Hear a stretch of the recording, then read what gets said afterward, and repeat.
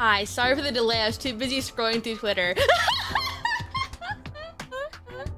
I was too busy scrolling through Twitter. I got distracted, but I'm here. Hi. Oh, thank you for subscribing on Twitch. Thank you. Welcome. How are the gamers? Doom scrolling? No, I wasn't doom scrolling. It was because I wasn't looking at Twitter originally, but then Paco replied to a tweet and I was like, oh, I want to rewatch GX, and then my neurons got fired. And then I was like, oh my god, I love Yu-Gi-Oh! GX. That game fucks. That anime fucks. You should watch it. Here's the 90K. Thank you! Thank you! Fish first city loot job. Oh my god, yippee! How are you liking it? Are they nice to you? They better be nice to you.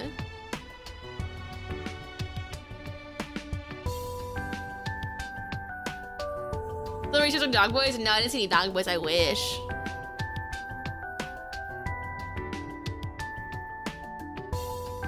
Yeah, GX is so good. GX is so good. Oh my god. But yeah, oh my god, we hit 90K. So what's it called? We'll do the 90K celebration stream after Aokami. Are you excited for Aokami? I am. I'm so excited. I get to meet dreamers. Oh my god. In our server, we keep going back and forth and being like, oh my god. I'm so excited to see you guys. Oh my god. I'm so excited. Oh my god. We keep talking about how excited we are to see each other. I'm so excited to hold everyone's hands and be like, oh my god. Welcome to membership, bestie. But it's pretty long. It is. It is so long. Welcome to membership, bestie. Can't go home with you. The other dreamers have tons of fun. Thank you. Also, welcome back to membership, everyone. Thank you. But yeah, 10K more. Oh my god. 10K more. It's crazy. We're so close to the play button. It's funny too, because in my last apartment, my roommate and I, we picked out a spot and we were like, okay, if we ever get the silver play button, here's where ours will go. Here's where they'll go. And I don't live there anymore, but I found a new spot for the silver play button. It's in my office. So as soon as we get it, the spot's ready. It's also low-key why I'm gonna start doing some more React streams. I just want to gun to 100K. I just want to get there. I want to be there, you know? Hi, Zoe. Actually, let me get Zoe out of here before she starts going crazy. Going in the closet and digging things up. Hold on. Zoe.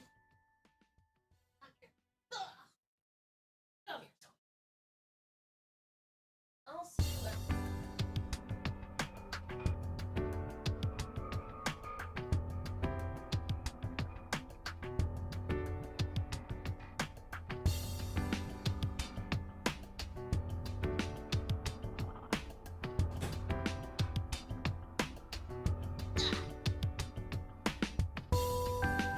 Right, so mindset, yeah, literally, yeah. So yeah, we're gonna do like some more React streams of like iconic Yu-Gi-Oh videos. So like this, I'll do Prague at some point. Maybe some Cat with a Mustache videos.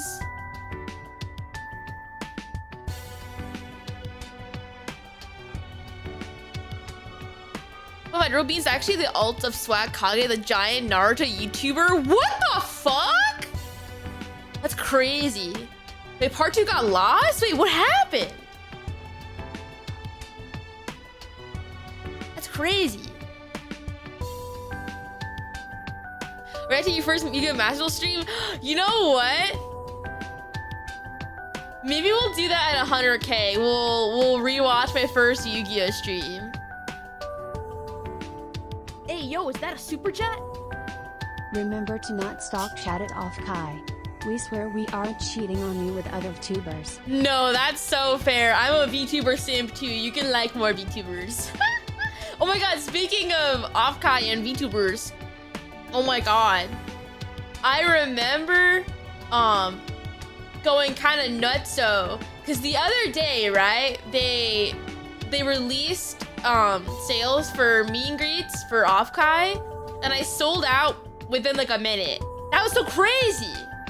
That's literally so crazy. I wasn't prepared. I'm not gonna lie. I thought no one would want to go. Cause a lot of my viewers aren't like VTuber fans. They're Yugioh fans, and I just happen to be a VTuber, right? So the fact that it's sold out is like crazy. It's so crazy. I didn't think anyone was gonna go. Especially because I've never charged money for a meet and greet before. So I was like, oh my god. It's crazy. But if you missed it, don't worry. I'm having a meet and greet at the Glitch Stars booth. Let me actually check the Dreamer schedule. What time is my meet and greet at? I literally made the schedule too. What time is my meet and greet at the Glitch Stars booth? Let me look. Yes, at 3 o'clock PST, if you're there. That's the time for my meet and greet at the Glitch Stars booth.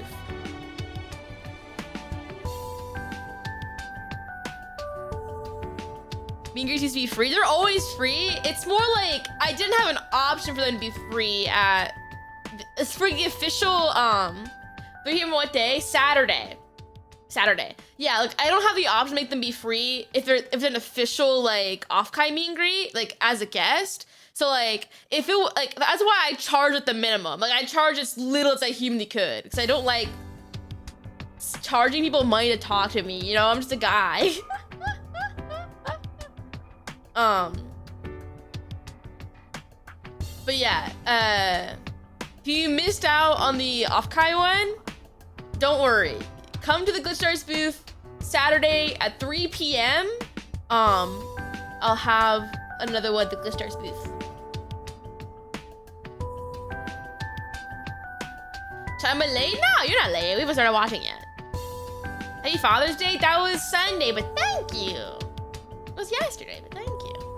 I am your father. It's true.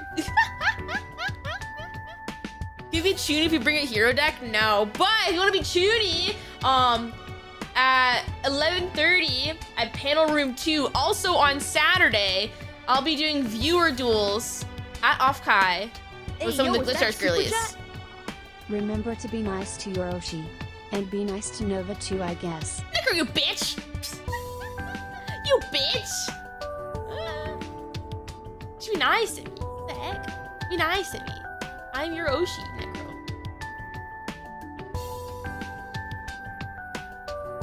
3 a.m, but I want to check and say hi, Noah, and hi, besties. Hi, gamer. Oh. Anyway, should we start watching? That video's 2 hours long. We should get to it, right? It's really long. It's like 2 or 3 hours long. You're Kami Yoshi. I better be. I better be your Kami Yoshi. Whoa.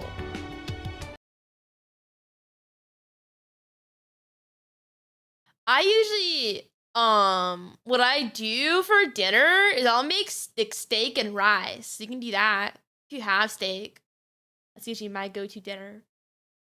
Anyway, it is no secret, right, that I am a Yu-Gi-Oh baby. I am a Yu-Gi-Oh fetus, right? I remember talking to Paul from Team APS, and he was talking about all these like Yu-Gi-Oh things from Yu-Gi-Oh history, and I'm like, what the fuck are you telling me? What are you saying?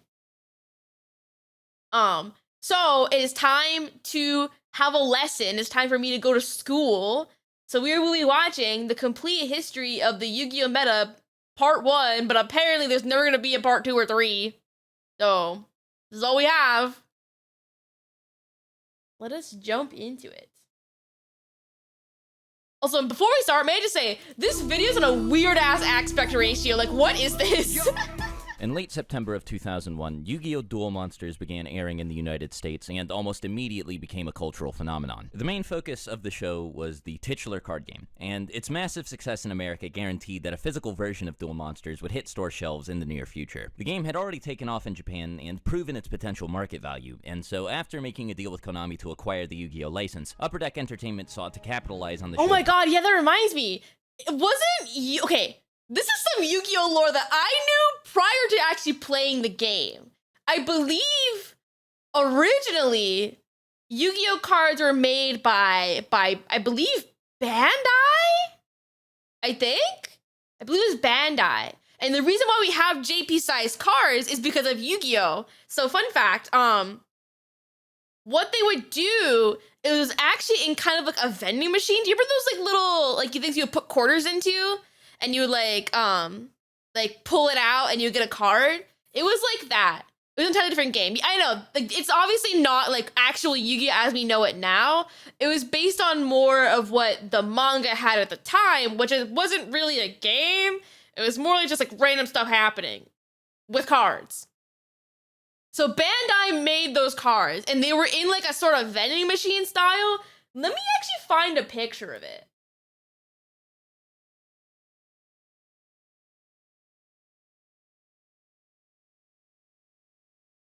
Bro, I was alive. I was a person at that point. I remember my tiny ass like CRT TV. I know. Original Yu-Gi-Oh! Cards Bandai. Can I find it? Here we go. I found them. So these are actually original Yu-Gi-Oh! Cards. They were based on the anime, I think. So you have Miho there too. Yeah, this is why we have JP size cards. It's because they need to fit in these like little vending machines. And it was just like stats on a card. And that's it. This is all we had. That was Yu-Gi-Oh! Let me actually see if we can find the machine too. Bandai machine. Is there a picture of it? Is this it? Oh yeah, here it is. So this is what it looked like. Yeah, so you would stick your 200 yen in and then pop game with the card. So it needed to be kind of small to fit in this machine. So that's why we have JP size cards. There's some card game history for you. There's your card game history. The more you know. Yeah, because I knew about this because I watched a Jay Witz video prior to actually being into, like, actually playing the card game and into Yu-Gi-Oh! I was big into Pokemon, and I watched a lot of Jay Witz, and he made, like, a Yu-Gi-Oh! Video. So that's how I know about that. Then Upper Deck happened. Upper Deck is an American company. It's more Konami happened, and then Upper Deck brought it to America, I think. Anyway, back to where we were. Sorry for the tangent. Sorry for the tangent in your little history lesson, but that's...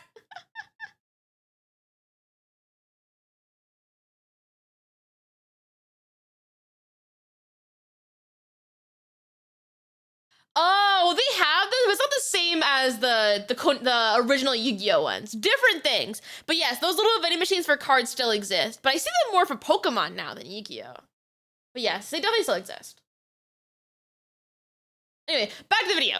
Popularity and bring the game to a Western audience. And while I'm sure both Upper Deck and Konami were expecting the game to be successful, since its target audience was probably the anime's fan base of kids and teenagers, I don't think they, or anyone really, could have anticipated that Yu-Gi-Oh! Would go on to become one of the most complex popular card games of all time, with a history and lore 18 years in the making and just as deep as the one present in the anime and manga it was based on. God. While the only experience many people have with Yu-Gi-Oh! Comes from playing the game casually when they were younger, behind the scenes there has always been a fiercely competitive, dynamic, and perpetually evolving metagame. This is the story of Yu-Gi-Oh!'s competitive landscape, and how its many eras were defined by the strategies that dominated it, cards that would take the game by storm, and most importantly, its base of dedicated, creative players both willing and able to push the game to its absolute limit. God, this music kind of fucks. It's so nice.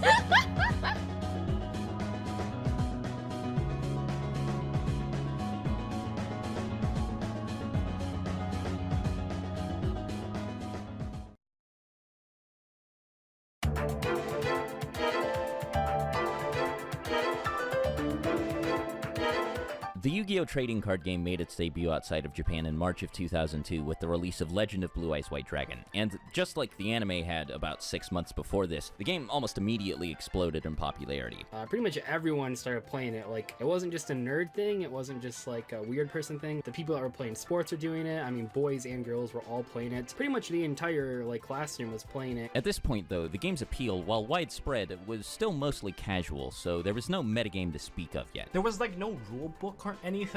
This is interesting to bring up. That they're like, oh yeah, everyone played it, everyone knew what they were doing, and I'm like, what? Again, when I grew up, I think I mentioned this on stream before, but I grew up in a retirement town. There wasn't many children, so I didn't even know that like Yu-Gi-Oh was like a real game. I didn't realize that it was like a real game. Like, I knew, like, the anime existed, they made cards, but I didn't think people legit played the game. I thought it was just cards you could buy. And I had them. I had Yu-Gi-Oh cards. I just didn't know what the fuck to do with them. The same with Pokemon, right? I had so many Pokemon cards. Like, I remember my dad would go out for work. He would make sure to travel for work. He would go to Delaware, because apparently Delaware doesn't have sales tax, I think? So when we come back from work trips, he would bring us Pokemon cards because he bought a bunch. Yeah, that's crazy to think about him. And people are like, yeah, I play this all the time. Everyone knew how to play. And I'm like, what? Really? That's crazy. When the cards were rare, like the anime, yeah, when you found cards, you were like, oh my god, whoa, whoa. It's crazy. Retirement, no matter no speaks an old man. Shut up, leave me alone. Leave me alone. Okay, anyway. LOB didn't really come with anything aside from packs, so you really had to talk to the store owner to really get some info about the game. But it really was like the recess meta. None of us had sleeves, none of us really had deck boxes. You know, you got the rubber band around your deck and like a plastic baggie. Fortunately, this initial Wild West period was pretty brief. Towards the end of the month, the Yu-Gi-Oh! Trading card game saw another major release, and the roots of the competitive game began to take shape.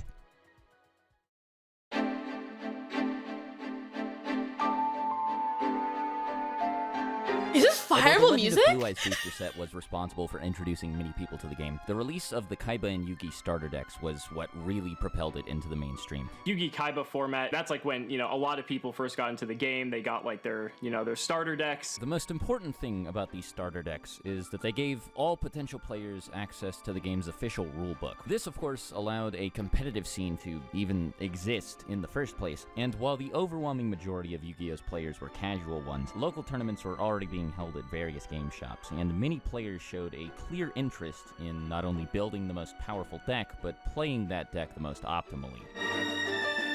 I am told that this is a cross of chess and Pokemon.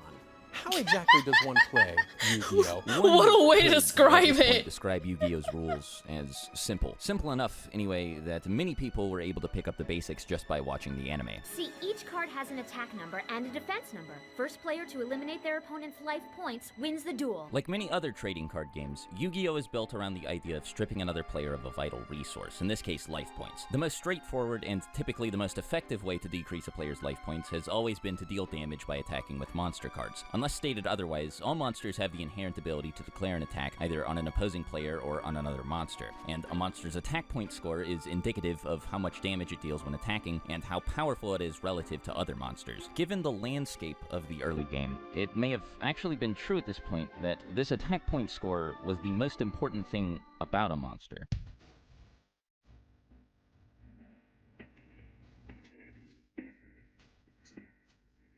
When they go from 2K to 8K life points. Okay, correct me if I am wrong, chat. Correct me if I'm wrong. But I believe it was always 8,000 life points, but the anime knocked it down to 2,000 to make the games go faster. And then I think they brought it up to 4,000 to make, what's it called? To make Raw seem cooler, I think is what it was, because they wanted it to like Raw could like OTK, right? Am I correct? Or something similar to that effect? It is 4,000, right? In the anime, it's like now 4,000, but the first season was 2,000.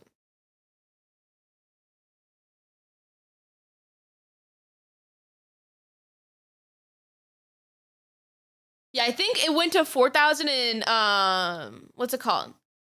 I can't think of it. In Battle City, I think it moved.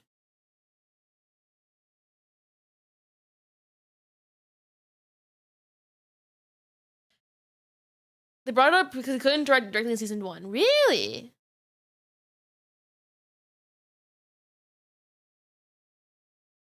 Battle City when the game was actually more of a game. Yeah. I believe Battle City is when they actually formed the game. Like, Duelist Kingdom, it was just like, whatever. I don't know. Attack the Moon, I guess. But by the time Battle City happened, I think Konami actually stepped in and actually made rules for the game. I think. Okay. Anyway, back to the video. I'm sorry for going on tangents. I keep wanting to yap.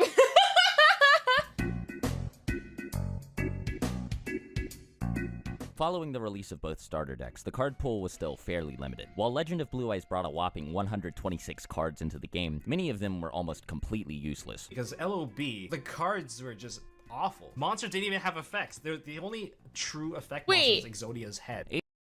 This voice is familiar. I'm sorry I keep pausing. This voice is familiar. Am I crazy?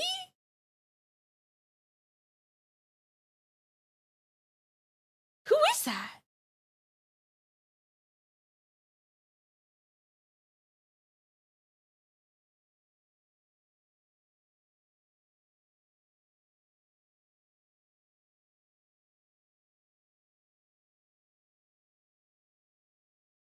Tombox? I don't know what that is. Am I crazy? You work here, the voice is familiar. Oh my god. Oh, they're talking about other Yu-Gi-Oh! Oh, his dog? Really?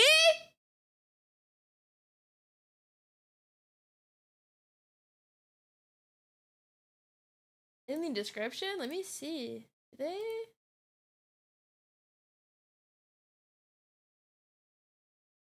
They include the soundtrack? That's crazy. Oh my god. Oh my gosh. Oh, look at that. Here we go. That's nuts. They include the Sonic Adventure 2 soundtrack.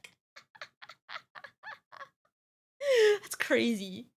Okay. 87 of these 126 cards were monster cards, and of those, 82 were either normal monsters or fusion monsters with no effect. Starter decks Yugi and Kaiba collectively added 59 more cards into the card pool, and 35 of them were also normal monsters. This meant that most of the available monsters were clearly and undeniably worse than the truly exceptional few worth playing. La Jin was like a beast. 1800 beatdown, let's go. La Jin, the mystical genie of the lamp, was a level 4 monster with 1800 attack points, making it the most powerful monster a player could summon without tributing other monsters. Since the game prohibited players from playing any more than 3 copies of the same card in their deck, other weaker monsters like Neo the Magic Swordsman and Battle Ox, level 4 monsters with 1700 attack, were played alongside La Jin as they provided more consistent access to powerful monsters that could be normal summoned immediately. Giant Soldier of Stone and even occasionally monsters like Aquamador and Mystical Elf saw play due to their high defense values. 2000 was, after all, the highest baseline stat printed on a level 4 or lower monster by far, but cards like these could typically only be used defensively, or as setup for the future summon of a monster like Summon Skull.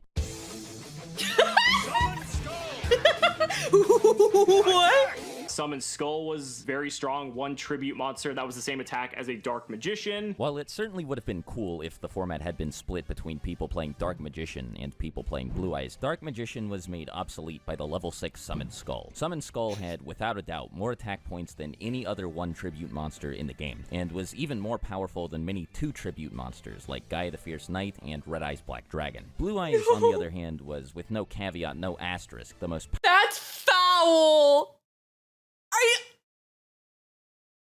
Are you telling me that at this point, Dark Magician never had a chance in the meta because Summon Skull existed? You're lying to me. I'm sorry, are you telling me that Dark Magician always one point in like the beginning that like the Dark Magician had a chance, right? That it was like good. Because it was Yugi's monster, right? He had to be good. Are you telling me?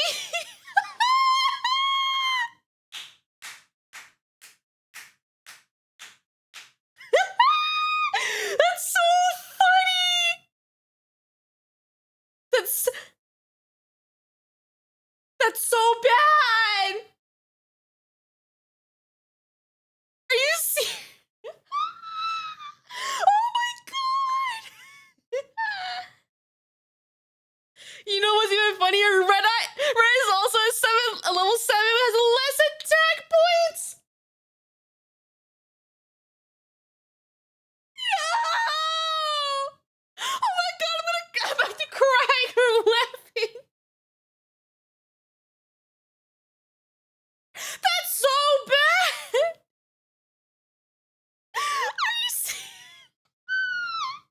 I guess I like never thought about it, right? I never thought about it at this point, right, in the game. There is no like a support to do other things with these like anime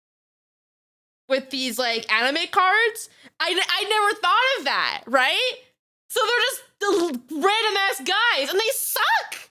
They're so bad. Oh my god, that's terrible. That's terrible. That the main character's ace monster's bad. That's so funny. That's so... And then Red Eyes is even worse! Red is worse! This is hilarious. Oh my god. So funny.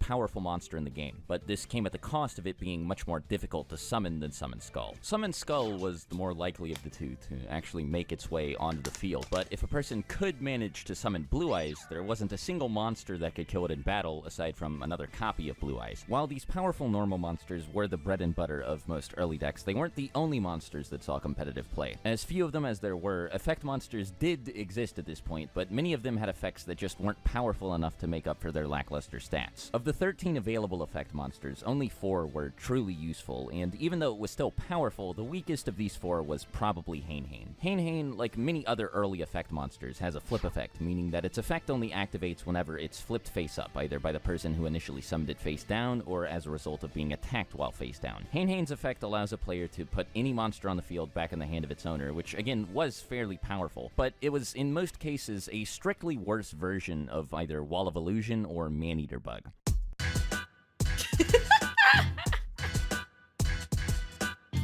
Wall of Illusion was arguably the best of the 4, as it had both a powerful effect and a respectable stat line. Its 1850 defense stat made it powerful enough to survive being attacked by anything that could be summoned without tributing, and on top of that, it would always at least temporarily remove anything that tried to kill it from the field. It effectively served the same purpose as Hain, but unlike Hain, it would usually remain on the field after being attacked due to its high defense stat, and it was also able to remove multiple monsters from the field, since its effect was not a flip effect and instead went off whenever it was attacked, even if the attack destroyed it, and even if it had already used the effect before. This made removing it from the field through battle incredibly annoying, as the only monsters powerful enough to do it had to be tribute summoned, and even if they were able to destroy the Wall of Illusion, they would be returned to the hand afterwards, and their owner would need to go through the process of tribute summoning them all over again. Maneater Bug and Trapmaster, the last of these 4, were, like Hain, flip monsters with removal-based effects. They actually seem to be part of a 3-card series along with Armed Ninja, as each of their effects targeted and destroyed one of the game's 3 core kinds of cards: monsters, magic cards, and trap cards. Nobody played Armed Ninja because most powerful magic cards weren't worth setting face down, and with the sole exception of Swords of Revealing Light, didn't remain on the field after being activated. The ability to destroy monsters and trap cards, on the other hand, was extremely powerful, and more than made up for the pitiful attack and defense scores of both Maneater Bug and Trapmaster. Maneater Bug, Legend, and Wall of Illusion were the game's first true staple monsters, and found their way into many decks, both competitive and casual alike. Trapmaster wasn't quite as omnipresent as any of these cards, but it was still popular among competitive players due to the power of trap cards.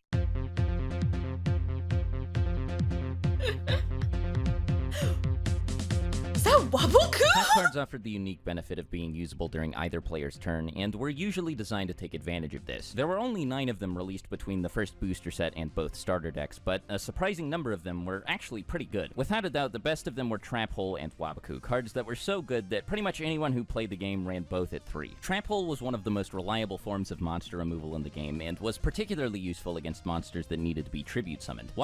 It's crazy actually to think that like some of these cards are still like valid and real.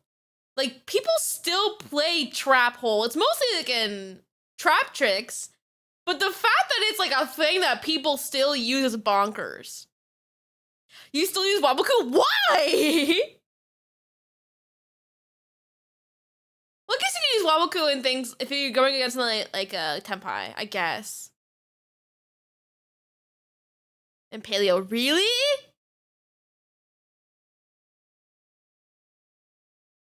Waboku first edition did not do what the card said it. Really? What did it say?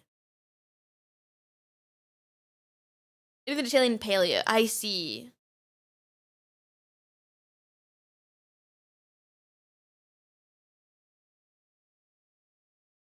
Destiny board uses Waboku? Who plays Destiny board though?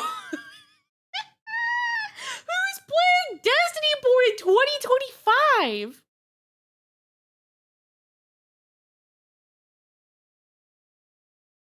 Waboku is broken in Paleo and Glad Beast. Really?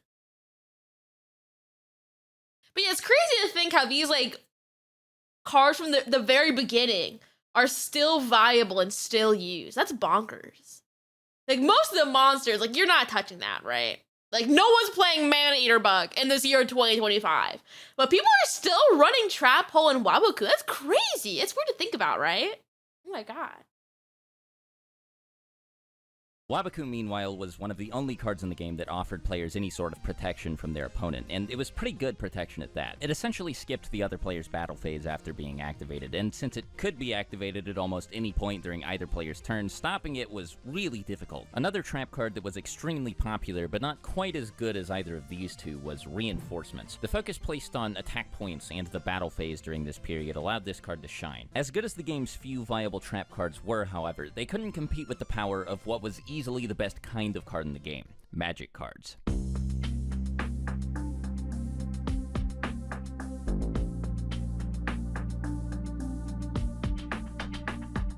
Like trap cards, magic cards had effects that were, at the time, typically much more powerful than those given to monsters. Unlike trap cards and even flip monsters, however, magic cards can be activated immediately, with no setup at all required from the player. This made them inherently more powerful than most monsters. Actually, oh my god, wait, you're right. They called it magic cards.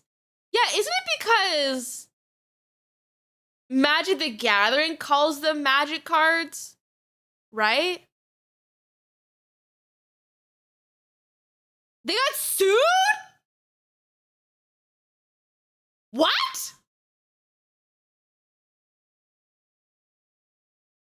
I thought they were like, okay, we should probably differentiate ourselves and did it on their own. I didn't think they got sued. Oh my god. There was a legal action? Oh my god. That's why there's spells now? That's crazy. I mean, I knew the name changed and it was to that effect, right?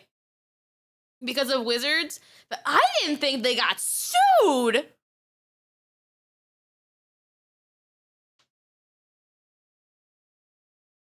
That's crazy. It's why they got the set got renamed to Spell Ruler to unreprint even then instead of Magic. That's crazy.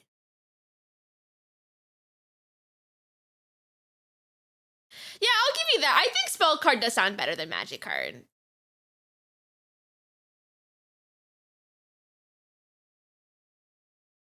Mahokolo's better than it anyway. I mean, we're not gonna use the Japanese name though. That's crazy.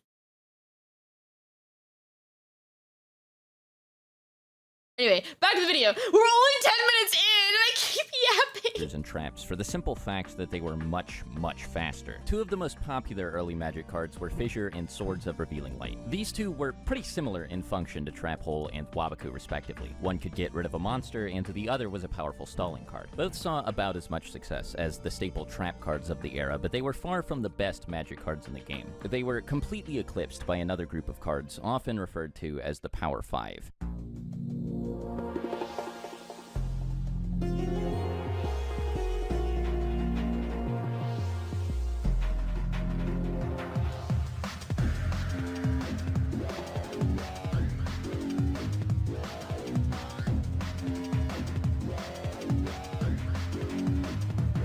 These weren't just the most powerful magic cards in the game. They were, by a wide margin, the most powerful cards in the game. I mean, these cards are iconic, right? Those are like classic. Any deck that included them was better for it, and they were played by pretty much anyone who had access to them. They were so powerful, and so widely used, in fact, that they led to the creation of the game's first Forbidden and Limited list, where many of them have remained for the entire life of the game.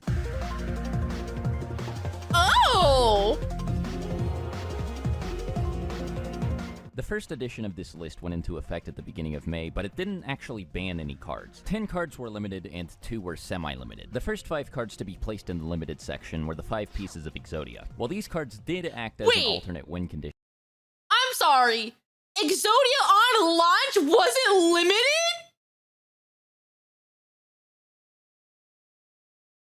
You're telling me at the start of the game you could run... Why? That's terrible!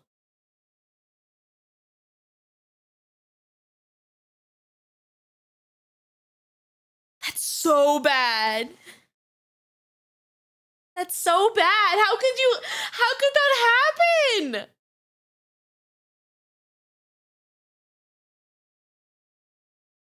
You could run 3, but good fucking luck getting all the pieces, I guess. That's still crazy though. Okay. Back to the video, okay. They have almost never been at the center of any of the game's most powerful decks. It was probably for the best that they were placed here, but it's hard to say that this had a substantial effect on the metagame. What ended up being far more impactful was the decision to limit the previously mentioned Power 5 magic cards. I can completely understand why these cards were all limited in the context of 2002 Yu-Gi-Oh! Just because these are game/format warping cards for the time. When you have a card that literally just says destroy all monsters on your opponent's field, it's crazy, right? And it's so funny that a card that literally just says draw 2 cards was limited, but like now in modern Yu-Gi-Oh! Sense is banned. That just goes to show how powerful drawing cards is in this game. The 2 cards placed in the semi-limited section were also magic cards. While card destruction was not omnipresent in the early metagame, it may have been problematic if everyone could play 3 copies of it in their deck. This card in multiple quantities hypothetically makes it very easy to force another player to lose by decking out, and that aside, it was also occasionally played as a powerful draw card since Pot of Greed was now limited. Swords was a pretty big deal because, unlike Wabaku, it allowed players to stall for 3 turns instead of just 1. Like, stalling 3 turns was like, oh, I can draw into my Raigeki. This ban list was the last major event of Yugi Kaiba format, which meant that the game was able to stabilize over the course of the next month. With Dark Hole and Raigeki limited, Fissure had become the most consistent way to get monsters off of the field with a card effect. It was one of the most reliable ways to get rid of a Wall of Illusion without attacking it, and it also made committing to a tribute summon too early very risky, which led many players to wait to summon their deck's boss monster until they had at least 2 monsters already on the field. This is one of a handful of reasons that Summon Skull Beatdown ultimately became the best deck of the format. Setting up a field of 3 monsters before summoning the Blue Eyes was pretty tough, and in many cases, even if a player properly played around Fissure, their Blue Eyes would just get destroyed by Trap Hole, or perhaps even Raigeki or Dark Hole. For this reason, those truly dedicated to making Blue Eyes work often played Lord of D and the Flute of Summoning Dragon, cards that could help bypass the need to tribute monsters entirely. A handful of other cards were experimented with and saw scattered success throughout this period, but none would stick around for long. Yu-Gi-Oh! Was on the verge of its first major shakeup, brought about by the June release of its next core booster set.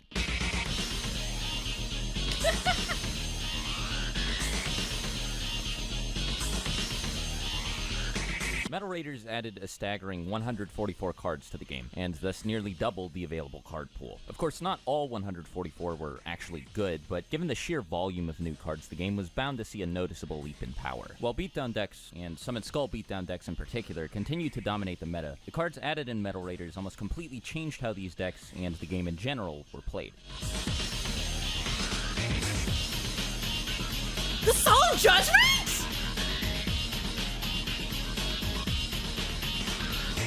Surprisingly, this set's magic cards were actually largely overshadowed by many of its new traps, which brought with them the idea of a brand new form of interaction: negation. You activated my trap card actually started to matter. Unlike, for example, Trap Hole and Wabaku, these were not cards meant to respond to one action or effect with another. The purpose of these new cards was to prevent certain things from happening entirely. There were 5 new cards with a negation.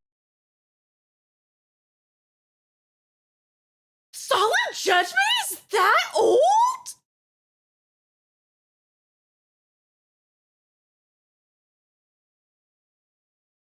I knew Mirror Force was like really old, right? Like I knew that. Even 7 Tools, I knew that was kind of old. I didn't realize that Solemn Judgment was set 2.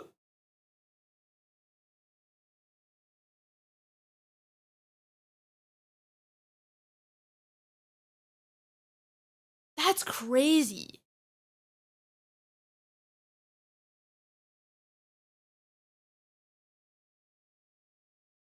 You didn't realize it? No, I didn't play Yu-Gi-Oh at this point. I didn't play Yu-Gi-Oh until Master Duel. So like most of my knowledge of Yu-Gi-Oh is like either from watching the show or like playing Master Duel. And from what I remember, no one played Solemn Judgment. If someone played Solemn Judgment, the game would have ended so quickly.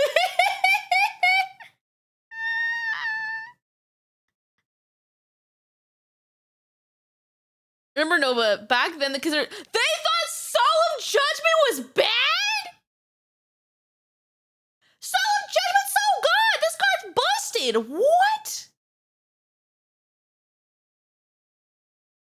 That's crazy. They thought Solemn Judgment was bad. That's bonkers. It's crazy. Clause in this set, and 4 of them in particular were designed to negate individual cards. All of them were counter trap cards, meaning that they couldn't be responded to once they were activated except with other counter trap cards, and they all allowed the player to trade some of their resources in order to completely negate the activation or summon of another card.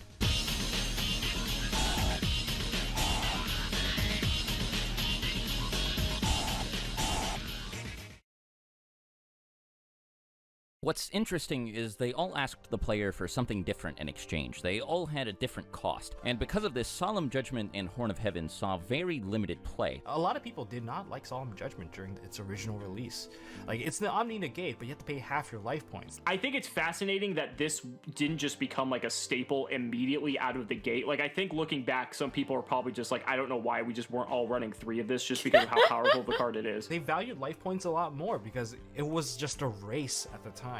It wasn't about maintaining a solid position as much. Magic Jammer and 7 Tools of the Bandit, on the other hand, did see immediate and widespread success, with Magic Jammer being the more popular of the two. Despite how good many of these new traps were, the Power 5 were still the best cards in the game, and negating any of them was typically better than negating another trap card. Like, oh, but what if they Raigeki me and I spent all this time setting up my entire field and they're just gonna destroy it all? Then they started to realize, hey, I can use stuff in my hand to kind of substitute the destruction. That said, there was one new trap card in this set that could give the Power 5 a run for their money.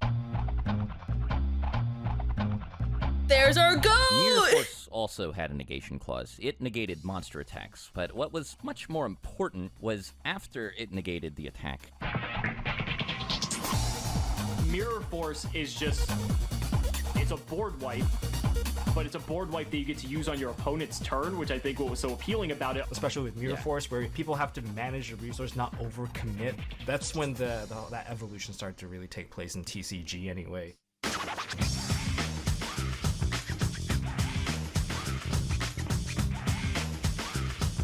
The monsters added in Metal Raiders were just as, if not even more impactful than the new traps. First of all, there were 2 new monsters that challenged La Jin's position as the game's most powerful level 4 monsters, 7-Colored Fish and Dark Elf. These 2 almost immediately made many of the normal monsters that had been popular before the release of Metal Raiders obsolete. With 7-Colored Fish in the game, there was no reason to play Neo or Battle Ox, and cards like Mystical Elf and Giant Soldier of Stone were a lot less useful than Dark Elf since they couldn't be used to attack. People started to identify, like, they started min-maxing. If you want to summon a level 4 monster, it has to have 1800 attack, or else it's worthless. This set also included plenty of good effect monsters, and most of them followed the same design philosophy as the ones in Legend of Blue Eyes in both starter decks. A lot of them could be split into groups based on what they were designed to do, and in most cases this was to manipulate and control resources, but unlike their predecessors, these new cards didn't always do so by removing cards from the field. Magician of Faith and Mask of Darkness, for example, allowed the player to recycle magic and trap cards respectively. Equal as these two may seem, Magician of Faith was definitely the better card here. Since magic cards can be activated immediately, recycling them is a lot more effective than recycling trap cards is. Also, at this point, magic cards were just generally better than traps anyway, and most of the good ones were limited to 1 copy per deck. Because of all of this, she was good enough to become a metagame staple, and many people chose to play the maximum 3 copies of her in their deck. While we're on the subject of spellcaster type effect monsters, there was another really good one released in this set.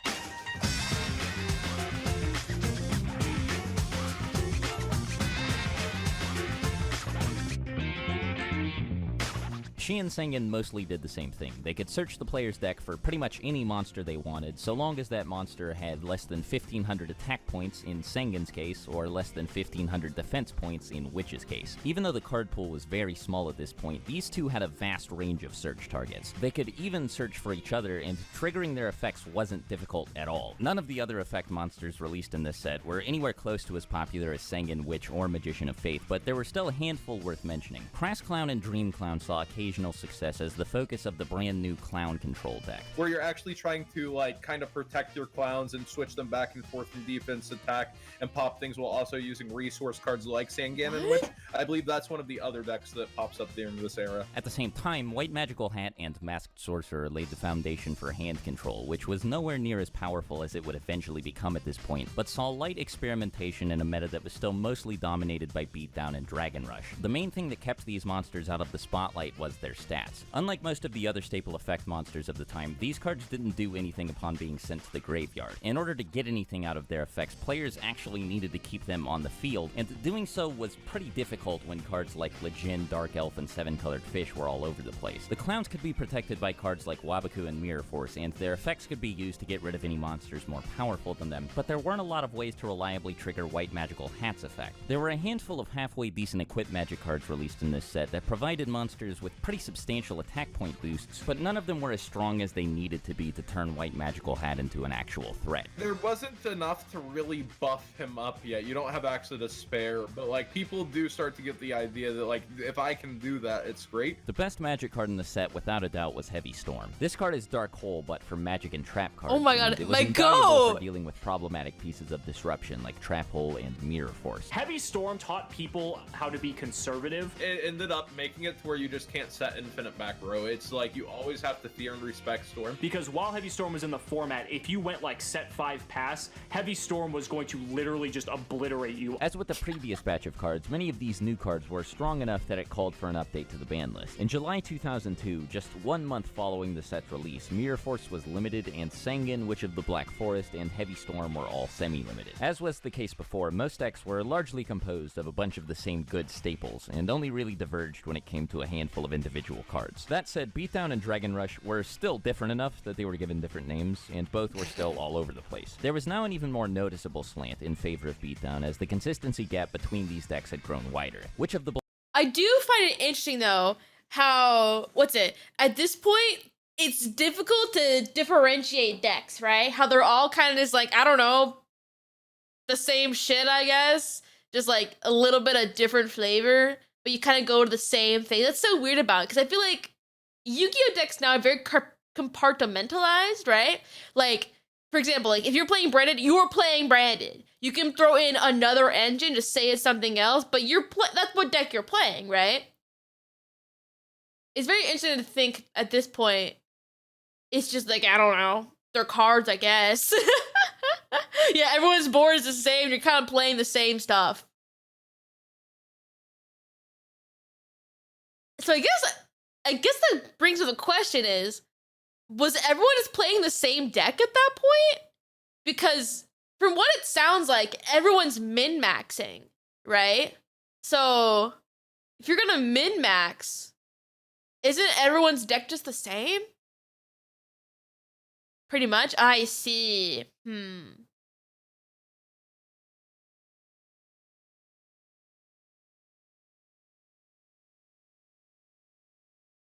Same deck with slightly different sides. I see. So that's where your like not skill expression, like your like style came from, right?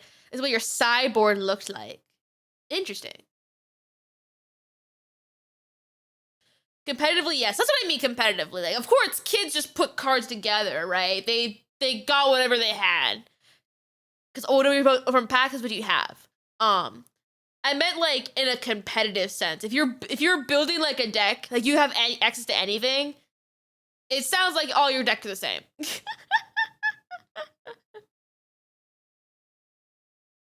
That's crazy.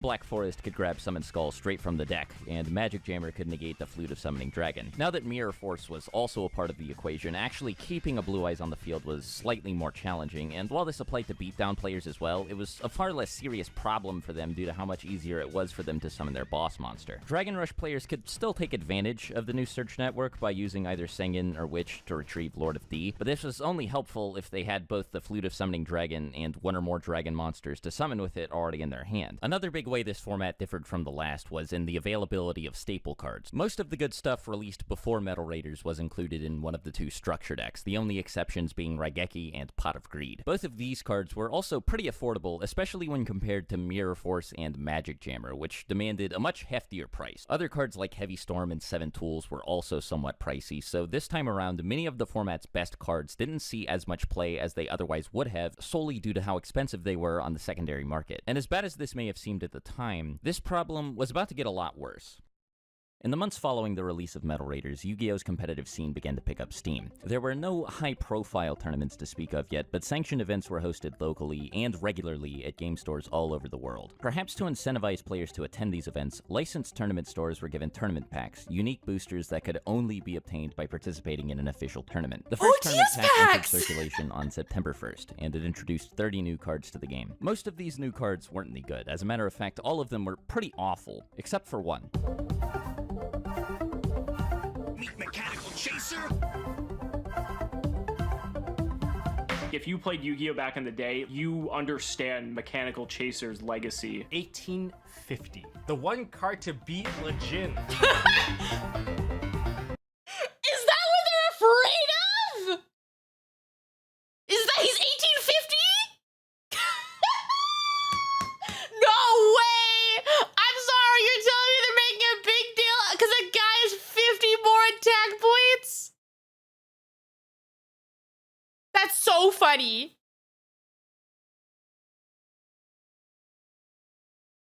The point difference is massive. You're lying to me.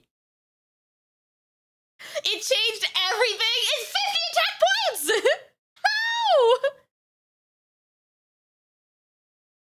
How? Okay. I'll let him cook. I'll let him cook. By 50 points. And for the longest time, that mattered a lot. Up until this point, the player base may have taken for granted how accessible the game's best monsters had been. Seven Colored Fish and Lejin were anything but expensive, even though the metagame had practically been constructed around them. Of course, this was only true because they were easy to get a hold of, and Mechanical Chaser quickly proved that. But the thing is, no one could really get their hands on this card because it was a tournament pack card. Tournament packs only came with 3 cards per pack instead of the usual 9, and they were also less likely to contain foil cards. To put things into perspective, Axe Raider is a card that would have been outdated by the time the first starter decks came out, but because of how rare it was more expensive than many of the best cards in the game. Axe Raider was a really expensive card when it first came out. Mechanical Chaser, on the other hand, was actually really good, and it was even more rare than Axe Raider was. $200. As minor as the attack difference may No, you're lying to me. Chat, you're lying to me. You're $200? For 50 more attack points? $200?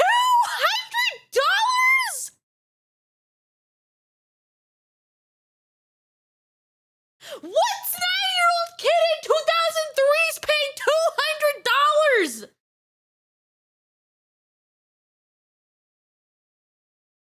No, but I needed to win. What child's paying $200? I'm going crazy.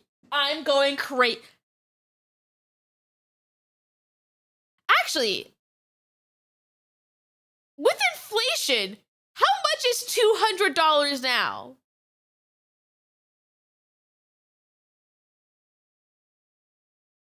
Does anyone know? 350?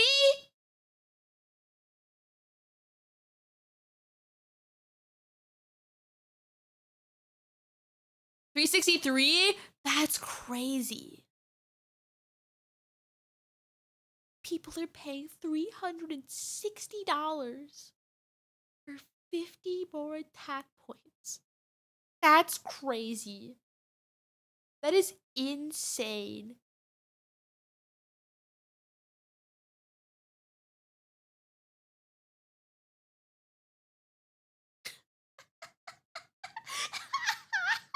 And for one copy to get extra attack points, that's...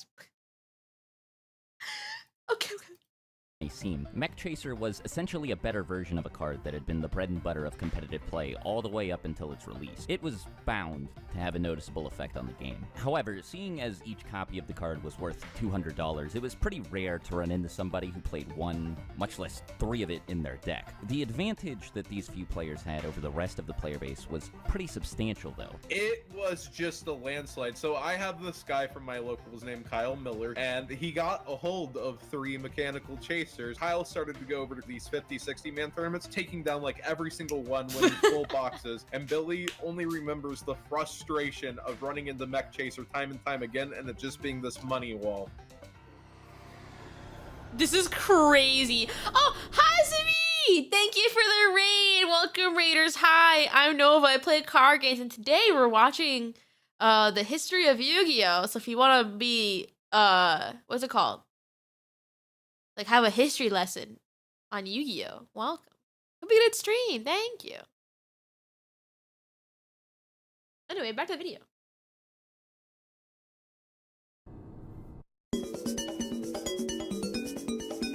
Two weeks after the release of the first tournament pack, Magic Ruler made its way onto store shelves. While Metal Raiders did much to expand the game's pool of viable trap cards, as its name implies, this set was heavily focused on Magic cards. This is not Steel? Oh my god. A Magic-themed booster set may have seemed like a bad idea at the time, since for it to be any good, it would have to include at least a few Magic cards as strong as the Power 5. Against all odds, Magic Ruler actually pulled this off by introducing 5 Power Play Magic cards of its own. The 3 most famous cards in the set, Confiscation, Delinquent Duo, and the Forceful Sentry, all allowed the player to remove cards from their opponent's hand. Delinquent Duo was technically the best, since it discarded 2 cards at the same time. Delinquent Duo, I don't know who in testing thought that card was okay. Like, Delinquent Duo was such a degenerate card. Rather than just playing your own game, you're just not letting your opponent play at all. They have to lose 2 cards right away, so your starting hand is now 3 cards. But the Oh my god, okay. Okay, this is actually funny too, because I remember when I was playing V-Card with Joseph, right? He kept referencing Delinquent Duo, and I just smiled and nodded. And was like, yeah, haha, I know what that card is. I had no idea what he was talking about. I had no idea what he was saying. Now I understand. Cyanide Chan from V-Card is Delinquent Duo because it rips cards. I see. I understand. I understand. I see. The others had the advantage of letting the player choose which card they wanted to get rid of. I'm just gonna look at your hand and get rid of your card. Confiscation, even though it only rips 1, the hand knowledge that you get from your opponent is almost better than ripping out a card with Delinquent Duo. So, like, that's a debate that's been going on forever. At this point, life points is starting to matter less and less, and people are realizing that, hey, control is probably the way to go. As long as you have at least 1 life point left, you don't lose. And that's like what Magic really pushed for, like Confiscation. A lot of these cards, they have life point cost. Painful Choice was a few years ahead of its time, but it was by no means bad because of this. It could turn itself into any one of the 5 best cards left in the player's deck, and with the help of already popular cards like Monster Reborn and Magician of Faith, it could give them access to 2 or even 3 of the 5 cards. If you have 5 ideal targets to put into your hand, you can just put out all 5. Painful Choice really doesn't take its own towards chaos, I want to say, but right now people are trying to figure out, can I use it with Magician of Faith and make it worth it? Finally, there was Snatch Steal. Unlike most equipped cards, Snatch Steal didn't do anything to beef up the monsters of the person playing it. It was actually meant to be equipped to an opponent's monster, at which point control of the equipped monster would change. Though Snatch Steal was certainly the best equipped card in the set, it wasn't the only good one. Magic Ruler included a handful of others, and among them the best was Axe of Despair. Simply put, this was as good as it got in terms of cards that boosted attack points, and unlike Stimpak, it didn't have any glaring drop. Oh my god. Is that where Stim gets her name from? Stim's name is a Yu-Gi-Oh card?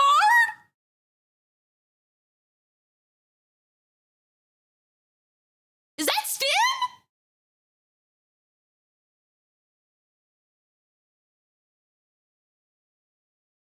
Actually, let me text her now. Let me find Stim. Hi, Stim. Is your name from a Yu-Gi-Oh card? What? Yeah, that's Stimpak VT. Okay, I just messaged Stim. I'll report back soon. That's crazy. Oh my god. Also, it's also weird to think about that Snatch. Was it Snatch Steal banned till recently? So many of these early cards are just broken. They're just crazy. Imagine says no, it'd be crazy. It'd be so funny.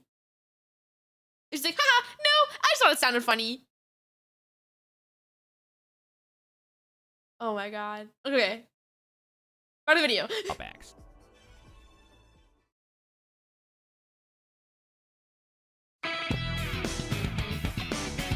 Oh hell yeah, quick play spells! Wait! Is that what I think it is? This set's contributions extend beyond the individual cards it added, as it also introduced 3 new kinds of Magic cards to the game. Quick play cards are a sort of hybrid between trap cards and traditional Magic cards. They can be activated from the hand just like regular Magic cards, but if they are set face down, then they can be activated during either player's turn just like trap cards can. Magic Ruler included 4 of these, but only 2 saw any actual success. Yeah! Oh my god, we got MST!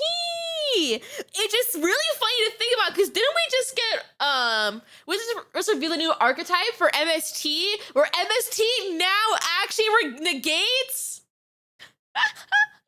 I think it's a continuous bottle that says if you activate, or maybe it's a monster, I can't remember, that says if you activate MST, it also negates. That's crazy! MST negates now! It just took like, I don't know, like 25 years, but we did it! Actually, like, more like, what? 23? 22? We did it now! MST now negates!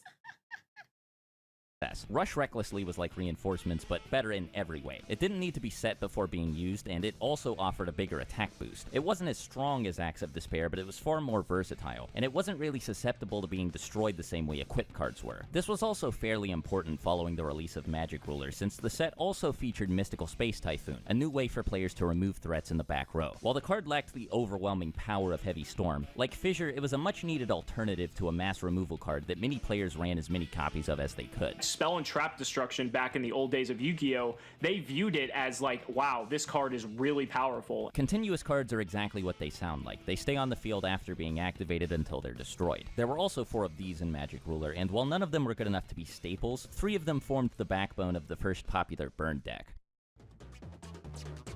Burn now? The goal of a burn deck is to kill the other player through effect damage. This was possible before the release of Magic Ruler thanks to cards like Just Desserts, but it was nowhere near as practical as it became with the help of many newly released cards. Depending on what the other person was playing... Oh my god, wait!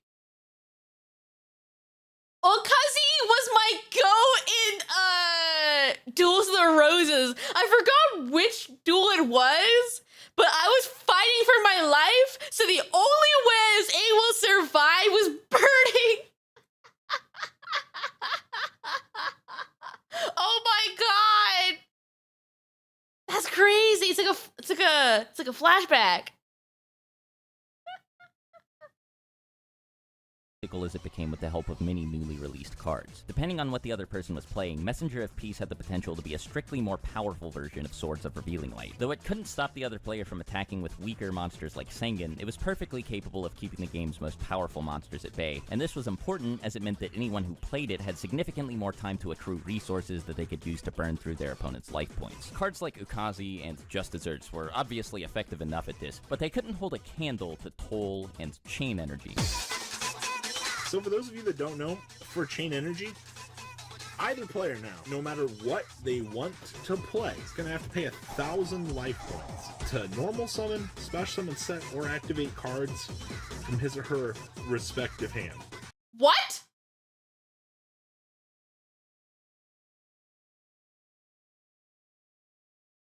What?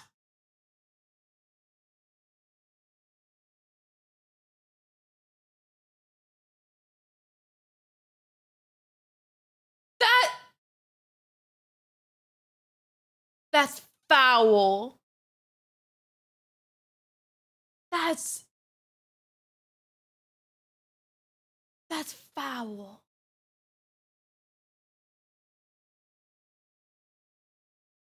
That's disgusting. Oh my God.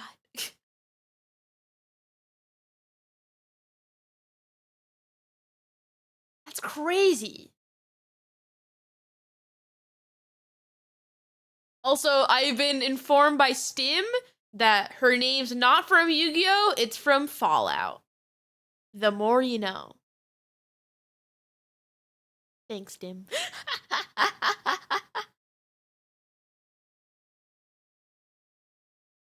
You see it in Magical? I have never seen this before.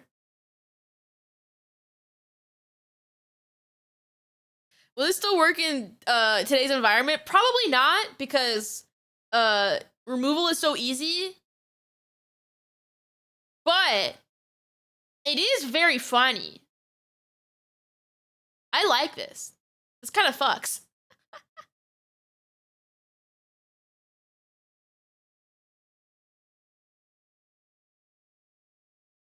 It still seems like I have never seen this before. Oh, God. Oh boy, our opponent drew Toll. So each player is going to have to pay 500 life points to advance on that game state. What a combo. Enjoy only playing 5 cards, by the way. This is really edgy game state. Like, holy shit. This might go to deck out. The set's most interesting additions to the card pool were ritual cards. Ritual monsters were a brand new kind of monster that could not be normal summoned and instead had to be special summoned through the use of ritual magic cards. While this was cool in theory, in practice the ritual summoning mechanic was deeply flawed. Most of them had no effect, and to summon them a player needed a lot of resources readily available. Like, rituals, just mechanically, and this is like before we got a lot of the stuff we have now, but like, it's a 3-card investment. Well, technically 2, because you keep the ritual monster, but you need to specifically have your ritual monster, your ritual spell, and then a monster to use as tribute for the ritual spell. So you use the ritual spell and the monster, so you neg 2 to summon the monster. This created numerous issues with consistency, as oftentimes a player would have one or the other but not both. Then, on top of that, the player needed to tribute other monsters as part of the process, all to summon a card that offered nothing but an okay stat line. And it's like, this is all you're getting for your cards? It was just, yeah. The only exception was Relinquished, who actually had an extraordinarily powerful effect. It was also by a wide margin the lowest level ritual monster in the game, which also meant that it was the easiest to summon. These things weren't enough to completely make up for the previously mentioned issues with ritual summoning, but it brought enough to the table that it was occasionally played. Only in decks built specifically to take advantage of it, however.